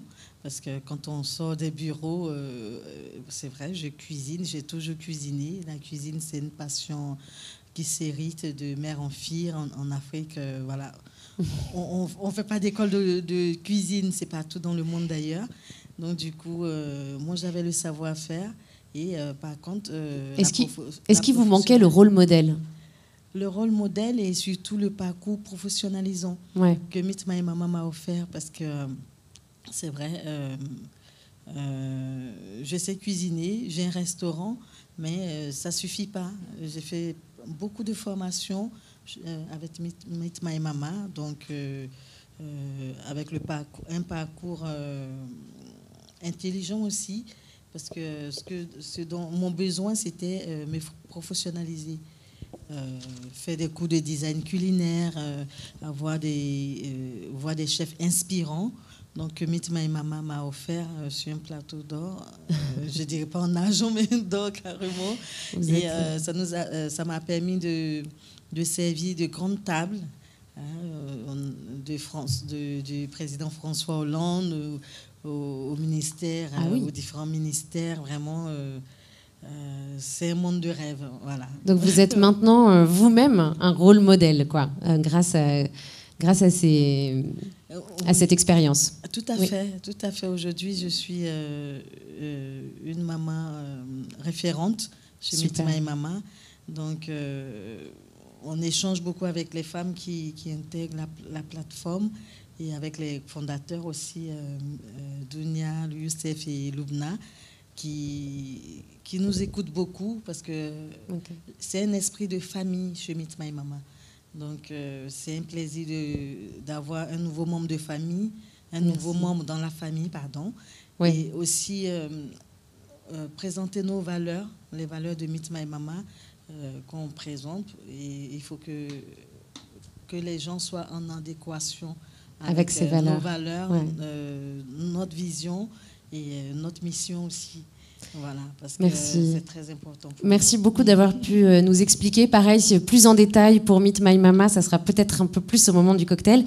Mais merci en tout cas d'être ce rôle modèle. Et à côté de vous, vous avez Sally Diop qui est aussi un sacré rôle modèle. Et on en a beaucoup parlé aussi un peu précédemment quand on préparait, qui avait besoin, elle aussi, de rôle modèle. Et ça explique son chemin. Donc vous avez été élevée à Meaux, dans une certaine insouciance, jusqu'à votre adolescence où vous échappez à un mariage forcé.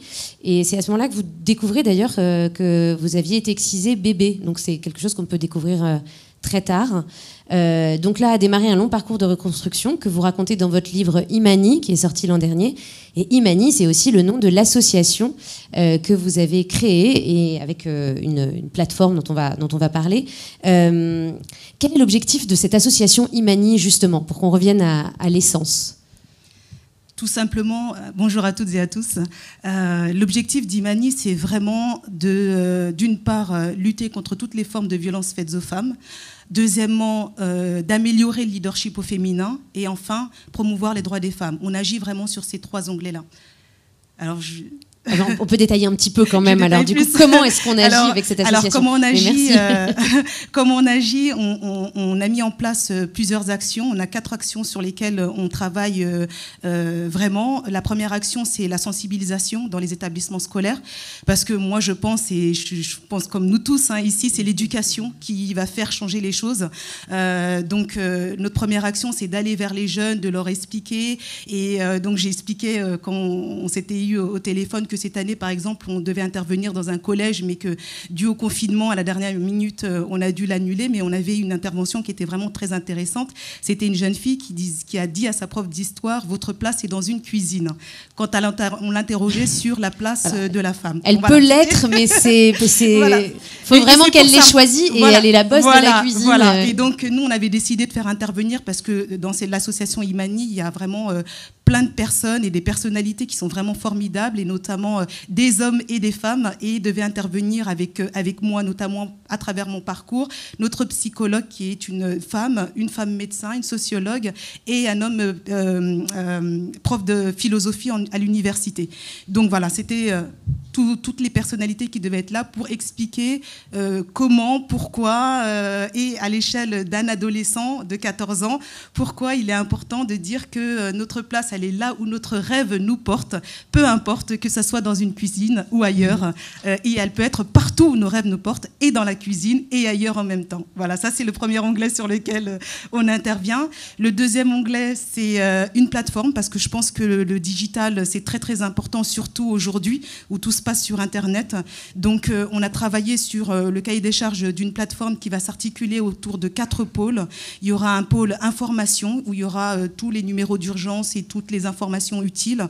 Il y aura un pôle inspiration, où il y a des vidéos de femmes inspirantes, des vidéos très courtes, parce que je pense que tout ce qui est rôle modèle, exemplarité, c'est ce qui motive et qui est moteur pour les jeunes. Ensuite, il y a un pôle empowerment qui sera un pôle autour de tout ce qui est solidarité. On va créer des communautés entre les femmes, les hommes, pour pouvoir justement s'entraider et créer du lien et faire en sorte de pouvoir avancer et s'émanciper tous ensemble.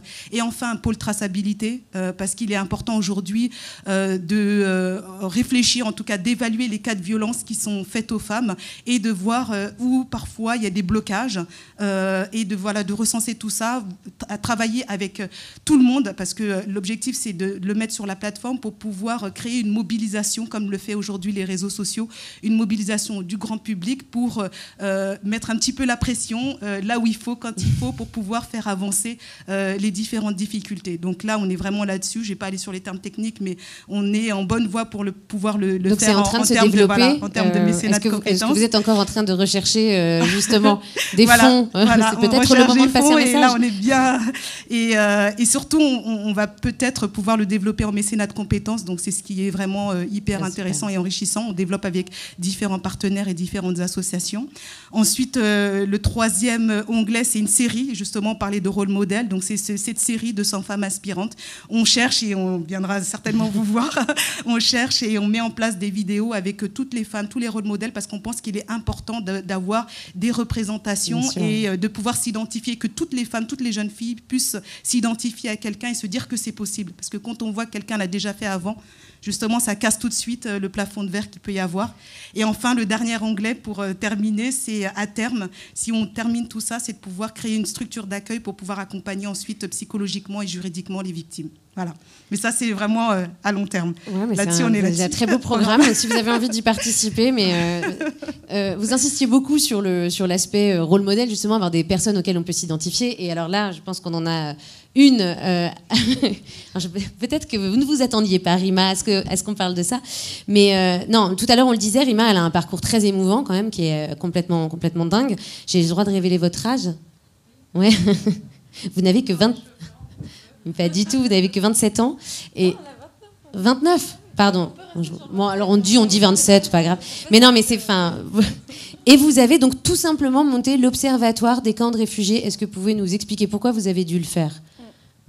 Bonsoir à toutes et à tous. Fin de semaine, fin de journée, vous êtes courageux et courageuses d'être là. Donc je salue, je vous remercie d'être là pour échanger avec nous sur ces sujets. Donc effectivement, me concernant, donc moi je suis née dans un camp de réfugiés et j'ai mis des années à comprendre que ma première référence identitaire c'était justement ce camp. Et donc je suis d'origine palestinienne, mais je suis née dans un camp de réfugiés en Syrie, dans lequel j'ai vécu donc plus d'une dizaine d'années. Et en arrivant en France, à chaque fois qu'on posait cette question très banale de mon lieu d'origine... T'es né où? Exactement, tu viens d'où? C'était toujours une question piège pour moi, parce que dire que j'étais palestinienne, j'avais l'impression de ne pas tout dire. Dire que j'étais syrienne, c'était clairement mentir.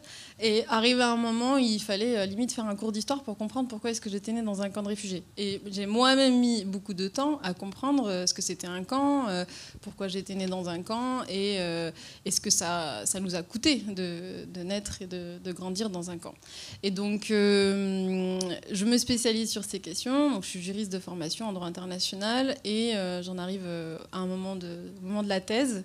Je prépare une thèse pendant 2 ans sur la question du droit applicable dans les camps de réfugiés et je me rends compte effectivement qu'il y a énormément de lacunes sur ces questions. Je pense qu'aujourd'hui on est tous plus ou moins sensibilisés sur les questions de réfugiés et d'exil. Pour autant, je ne suis pas sûre qu'il y ait une personne dans la salle capable de me citer une dizaine de camps de réfugiés en les localisant sur une cartographie par exemple. Alors qu'il y en a des centaines et des centaines, voire des milliers. Donc c'est vous dire à quel point on est tous ignorants et ignorantes collectivement sur ces questions, alors même qu'aujourd'hui, un réfugié sur 4 vit dans un camp, un déplacé interne sur 2 vit dans un camp, et je ne parle pas des chiffres des migrants, donc c'est surtout des demandeurs et des demandeuses d'asile qui sont des réalités d'encampement qu'on a notamment en Europe, qui sont également des personnes en exil et qui sont encampées. Mais parce qu'un camp, normalement, c'est temporaire, c'est ça aussi. Oui, effectivement. Donc toute la problématique déjà, c'est que... C'est du temporaire qui dure. Exactement. Il y a un vide juridique en fait sur la question de l'installation des camps.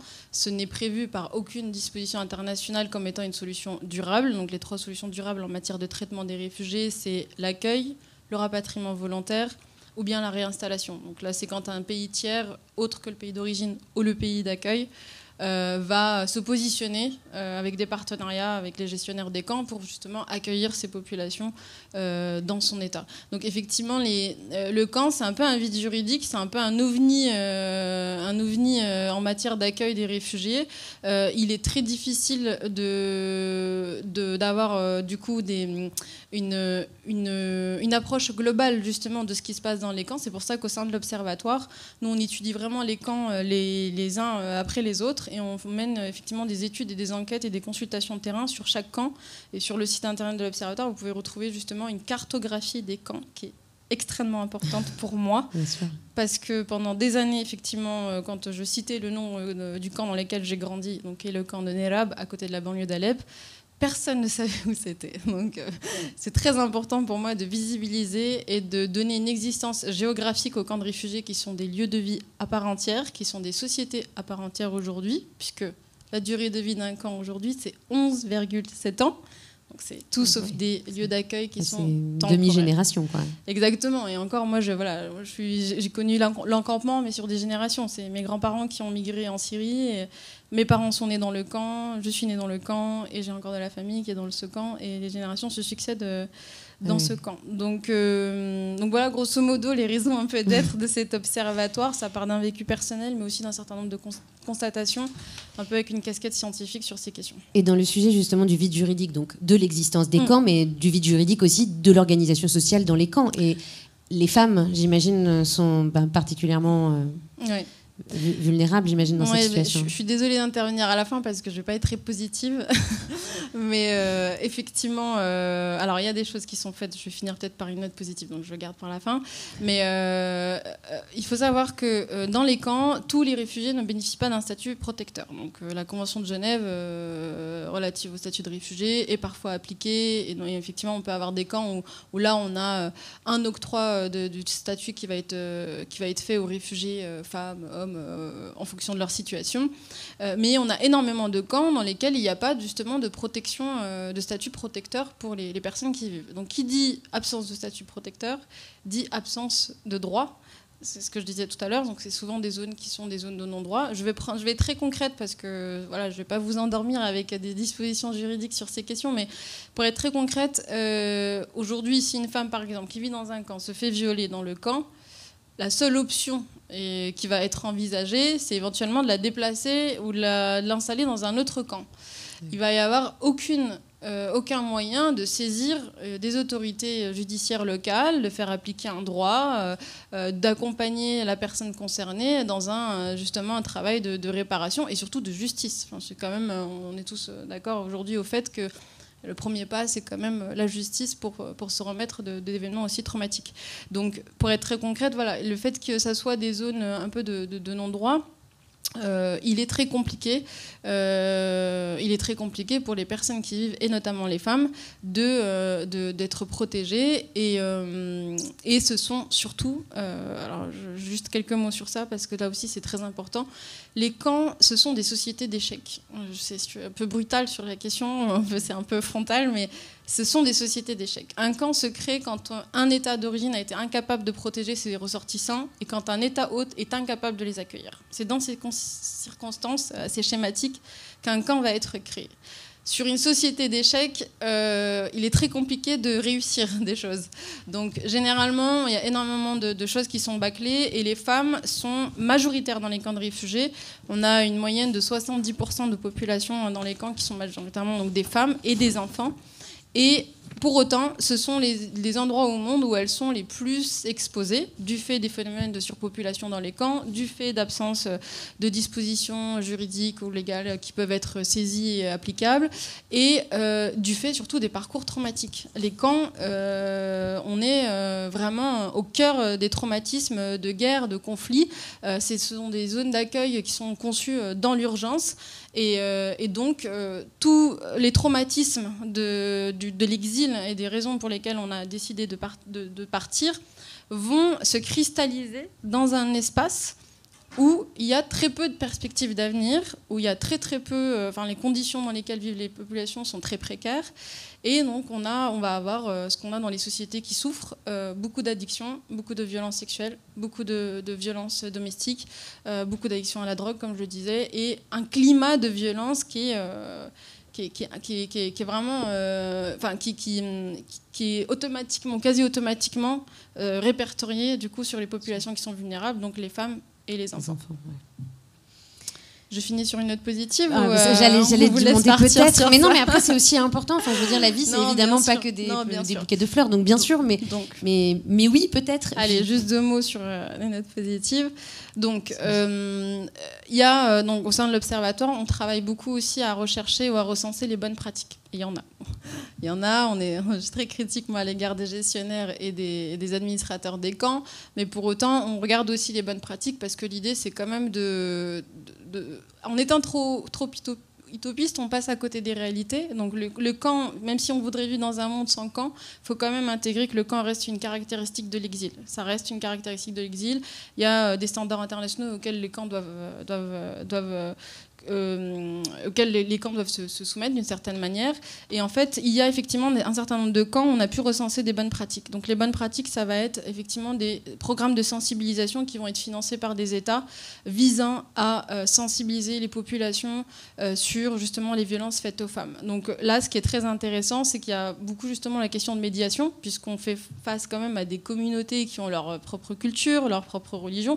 On ne peut pas arriver avec nos gros sabots d'occidentaux et dire ça c'est bien, ça c'est pas bien. Il faut vraiment faire beaucoup de pédagogie et donc il y a des programmes de sensibilisation qui intègrent beaucoup cette logique de médiation justement avec les populations pour les sensibiliser sur leurs droits et les violences auxquelles elles peuvent être, en tout cas les femmes auxquelles elles peuvent être soumises. Il y a également... Donc ça, c'est des programmes de sensibilisation. Il y avait des programmes d'autonomisation. Donc là, ce sont des programmes qui visent à financer des projets qui sont portés par des femmes pour qu'elles, effectivement, acquièrent une certaine autonomie dans le camp. Effectivement, quand on est dans un camp, généralement, on n'a pas accès. Il y a des exceptions, mais on n'a pas accès au marché du travail du pays dans lequel on est. Donc il faut créer des nouvelles ressources dans le camp pour vivre. Et donc il peut y avoir effectivement des projets visant à financer des femmes entrepreneurs, entrepreneuses, qui ont des projets d'ouvrir des petites, soit une supérette, de faire partager justement des cuisines ou des plats, partager un savoir-faire, et donc elles peuvent bénéficier d'un certain nombre de bourses pour porter leur projet, même dans le camp de réfugiés. Et enfin, dernier point, les bonnes pratiques, ça va être... moi, je suis juriste de formation, donc je suis très attentive à ça. Les bonnes pratiques, ça va être aussi des pratiques en termes des engagements internationaux ou à l'échelle nationale, au niveau justement législatif, qui vont être protectrices, ou particulièrement protectrices à l'égard des femmes dans les camps. Donc on va avoir des États effectivement qui vont se positionner sur ces questions et qui vont impulser un certain nombre de bonnes pratiques dans les camps et qui vont surtout les inscrire dans leur législation ou nouer des partenariats ou des conventions ou mener des déclarations sur ces questions pour faire rayonner justement ces bonnes pratiques. Et petite pensée, juste je termine. J'ai une toute petite pensée parce que c'est le hasard du calendrier, mais la Turquie est sortie entre hier et aujourd'hui de la convention d'Istanbul qui réprime justement donc, les violences faites aux femmes. Et donc voilà, j'ai une petite pensée pour les femmes qui sont en Turquie, et c'est l'occasion aussi de se rappeler que rien n'est acquis, et même quand on a le sentiment qu'un État a validé un certain nombre de dispositions et au point de ratifier une convention régionale sur ces questions, cet événement nous rappelle à quel point effectivement ces questions sont tangibles et nécessitent qu'on soit tous et toutes encore mobilisés dessus et qu'on prenne encore le temps d'échanger sur ces questions. Et dans les autres pratiques très positives, il y a donc l'Observatoire des camps de réfugiés qui œuvre régulièrement, et puis il y a des parcours de RIMA Role Model, donc on l'a, la sortie positive. Je me tourne vers les organisateurs pour savoir, sachant qu'il est 19h52, on a un peu débordé, est-ce qu'on a le temps pour des questions ou pas? J'ai juste besoin d'un... Oui? Alors, du coup, est-ce que vous avez des questions? Non. On a répondu à tout. Bon, bah parfait.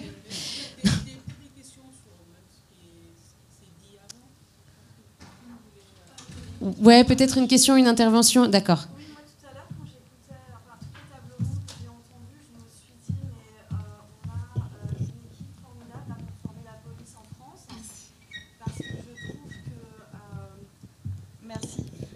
Je suis effarée par la manière dont les plaintes sont prises par les policiers en France en matière de violences faites aux femmes, et toutes les personnes que j'ai entendues dans ces 3 tables rondes peuvent former une équipe formidable ne serait-ce que pour sensibiliser la plateforme qui s'appelle arrêtonslesviolences.gouv. C'est un chat derrière lequel il y a des policiers et des gendarmes qui sont complètement à la ramasse sur la question des mariages forcés, par exemple. Parce que je travaille dans une association dont c'est le cœur de métier.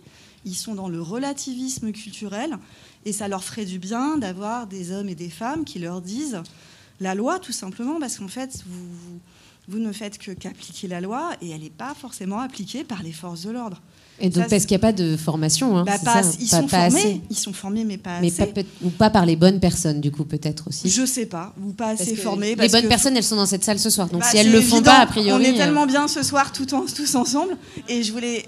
Deuxième chose, donc notre association vient de lancer une campagne pour la création, pour le vote par l'ONU, d'une journée internationale de lutte contre le mariage forcé. On s'est fixé l'échéance du 1er juillet 2022.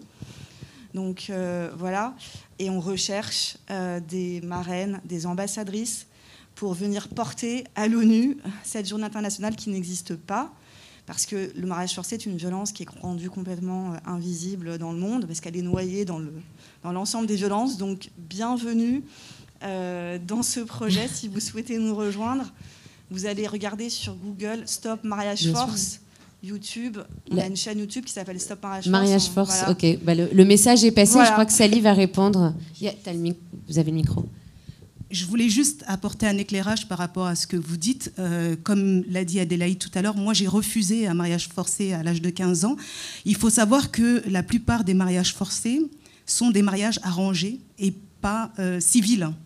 Donc il est très difficile d'agir, et je parle sous le contrôle parce que moi je n'ai pas de formation juriste, mais il est très difficile d'agir sur quelque chose où on ne peut pas porter de texte de loi, où juridiquement on ne peut pas incriminer les personnes. Et je pense que ça commence déjà par là. D'où justement nous, notre réflexion au niveau de la plateforme, cette lutte est aussi de dire, voilà, le blocage quelque part à un moment donné, c'est de dire ici il faut œuvrer peut-être à faire changer la loi pour que l'on puisse faire en sorte d'arrêter ou en tout cas de diminuer la pratique. C'est ce qui a été fait avec l'excision. À partir du moment où je pense la loi a été votée et que c'est devenu un crime, en tout cas nous dans nos communautés, moi je suis soninké, à l'époque, à partir du moment où le GAMS qui est là et qui m'a beaucoup aidé, alors du coup je les remercie, je les félicite.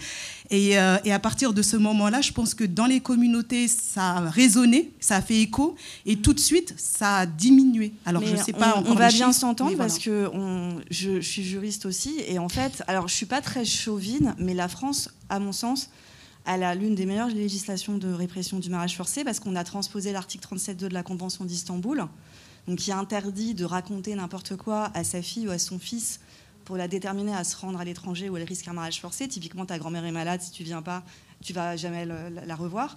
Et puis, on a aussi sanctionné, depuis 2010, un ensemble de violences, de crimes, enfin de meurtres et d'actes de torture, dès lors qu'ils sont commis en raison du refus de se marier, qu'il s'agisse d'un mariage civil ou d'une union coutumière. Donc très sincèrement, alors là, pour une fois que je peux dire que la France, youpi, voilà, la formation de la police, ça reste à refaire. Ouais. Et je ne sais pas comment vous appelez, Madame l'animatrice, mais je vous veux pour animer l'événement international. Alors c'est très gentil, mais non, vraiment non. Applaudissez les autres. Voilà, aussi. Applaudissez-vous vous, parce qu'il y a vraiment des gens bien. Dans un an, on attend, mais vraiment, je suis contente d'être venue ce soir. Bah merci. Écoutez, en tout cas, comment ne pas être animé quand on rencontre des gens pareils? Enfin, je sais pas. Moi, je me sens complètement nulle. Bien sûr. Oui, ça c'est gentil. Hein, on a des lingettes, j'espère. Oui, je voulais juste réagir rapidement concernant la police. En fait, tout à l'heure, j'ai parlé du réseau des Sauf dans le 19e. Exactement, voilà. Sauf dans le 19e. Mais c'est la seule collectivité territoriale, si j'ai bien retenu la leçon, qui a été labellisée par ONU Femmes. En fait, de toute façon, donc du coup, la police est notamment, généralement sous forme de la commissaire divisionnaire, donc la grande chef, accompagnée de son adjoint, de l'officier en charge de l'accueil du public et de la psychologue et de l'intervenante sociale du commissariat. Donc ça fait plusieurs années qu'ils viennent régulièrement à nos réunions du réseau d'aide aux victimes. Et en fait, du coup, la commissaire a mis en place une formation pour tous les nouveaux policiers qui sont nombreux dans le 19e parce que vous savez comment c'est, les jeunes, les bleus, on les met là où c'est le plus difficile, donc où il y a des choses à faire parce que voilà, après on est plus tranquille. Mais aussi des policiers qui sont là depuis un certain temps, régulièrement, il y a des formations sur l'accueil des femmes victimes de violences. Généralement, les plaintes sont prises non pas directement, mais sur rendez-vous. Avec des policiers ou policières volontaires de le faire. Et il y a un script avec des questions qu'il faut poser aux femmes pour que les policiers ne l'oublient pas. Et effectivement, il y a plusieurs associations qui nous ont dit vraiment maintenant, dans le 19e, c'est formidable, ça ne l'a pas toujours été. Mais quand on met un peu de volonté, y compris du côté de la police, il suffit de former les officiers, les policiers, policières. Et puis, c'est possible. Et sinon, vous le savez, on peut porter plainte là où on veut, c'est-à-dire même quand on n'habite pas dans le 19e, il suffit de venir ici. On va vous envoyer du monde. Voilà, il n'y a pas de souci. Hein. Non, mais c'est à ça que sert cet événement, c'est le droit de réponse. En revanche, maman, je suis vraiment désolée parce qu'on a un timing. Est-ce qu'on peut en reparler juste après ? Ça serait vraiment super. Parce que là, bon, déjà, c'est le moment de clôturer. Rima a dû partir, elle s'excuse, elle était hyper mal à l'aise, mais on devait finir beaucoup plus tôt. Donc merci de votre patience. Merci à vous tous. Merci à vous tous. J'espère qu'on se reverra bientôt avec plein de super synergies, puisque visiblement on va créer un commissariat de police, on va monter un cabinet d'avocats, enfin voilà. Alors, maintenant, il y a un moment un peu solennel qui va se produire, c'est la remise des diplômes aux médiateurs de FEA, dont les noms s'affichent, qui vont être présents, et c'est la présidente qui arrive avec les diplômes, qui va s'en charger. Et Madame la maire, qui maintenant on le savait déjà, mais là c'est inéluctable que vous êtes l'élu.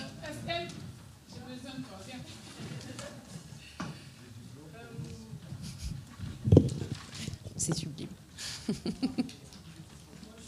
Merci. Je vais encore vous remercier vraiment infiniment. Comme disait tout à l'heure Rima, on est vendredi, fin de semaine. Et vraiment, voilà, je vous remercie beaucoup d'avoir pris votre temps pour venir vraiment être avec nous lors de cet événement. Comme je vous disais dans le discours tout à l'heure, on a formé des médiateurs. Donc le projet MFGE, les hommes s'engagent pour l'égalité femmes-hommes. Vraiment, vous avez vu les hommes, ils sont passés, comme je vous disais au début, voilà, ils sont top et top. Donc du coup, ils ont mérité leur diplôme. On va leur offrir un diplôme à tous ces médiateurs qui ont travaillé auprès des communautés et qui ont pu vraiment les sensibiliser voilà, à toutes ces questions-là. Et je vais laisser l'honneur à la maire adjointe, Madame Andrea Fous, dont j'ai présenté tout à l'heure et qui nous soutient depuis le début.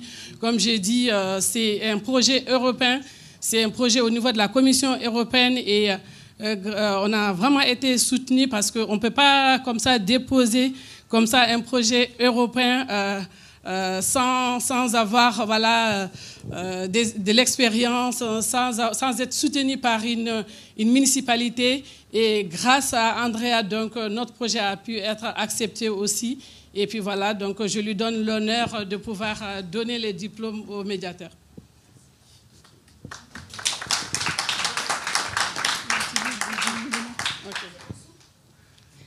Bon, merci à toutes et à tous d'être là. Moi, je tenais aussi à remercier tous nos médiateurs. Alors, tous ne sont pas là aujourd'hui, mais je voulais juste dire que c'était très agréable de travailler avec eux. On n'a pas tout à fait fini encore, il nous reste un peu de travail. Mais voilà, je pense que c'était important de tous les remercier. Donc, je vais appeler, dans l'ordre d'apparition aujourd'hui, Ibrahima Diallo.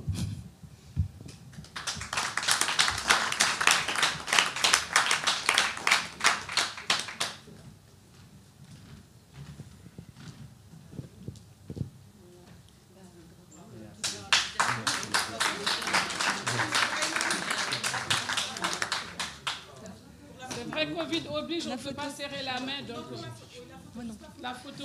Ah, pour la photo. Oui. Comment? Posant avec le diplôme. Montre. Voilà, la photo. Viens, Estelle.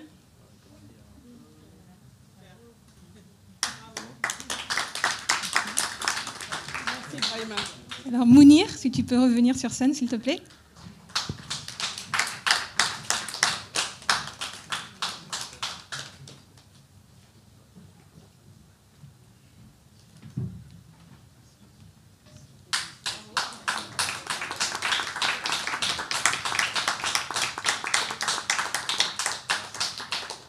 Arif.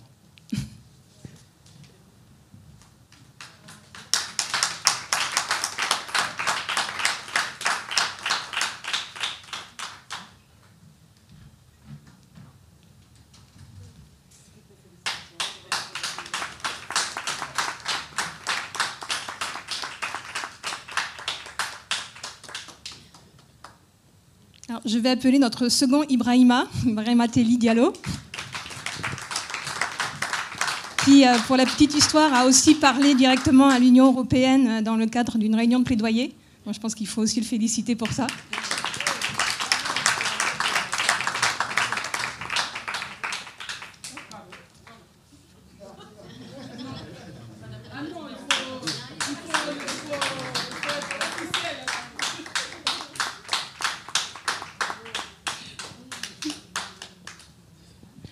Adama, s'il te plaît. Alors, spéciale dédicace aussi à Adama qui a été chargé de nettoyer les micros et d'accueillir aussi certaines personnes dans l'entrée et qui a lui aussi parlé à l'Union européenne et en plus lors de la conférence internationale que nous avons eue ce mercredi.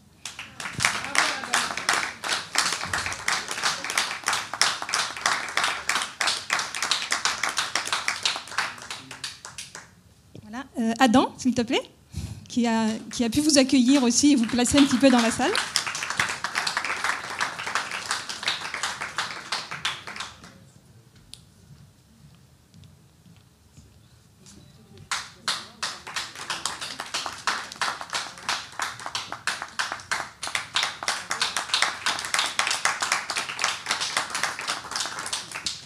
Abdel Latif.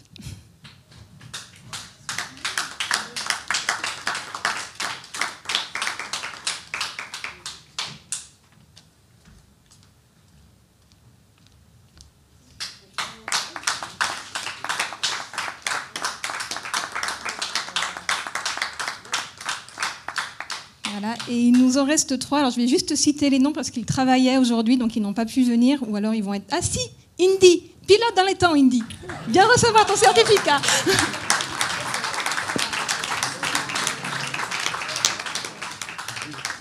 C'est une entrée fracassante.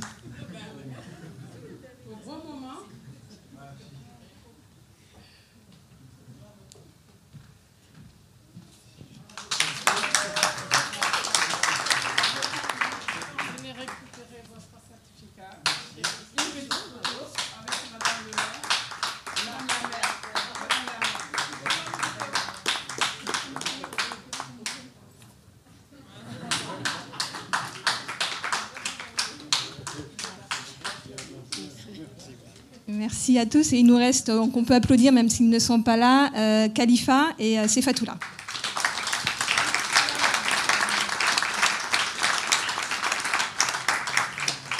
Je vais vous laisser la parole pour clôture, du coup.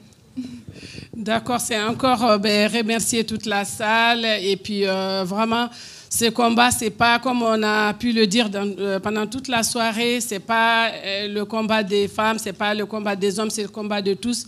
C'est toute une société qui est en jeu. Donc du coup, avec nos forces, on va pouvoir vraiment venir à bout de cette inégalité entre les femmes et les hommes et voilà.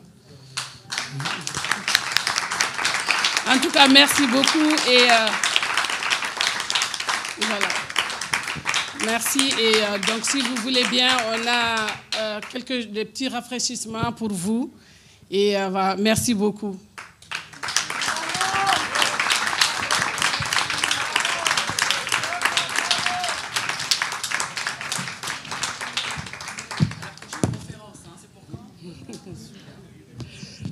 Léa, je t'avais remercié au début.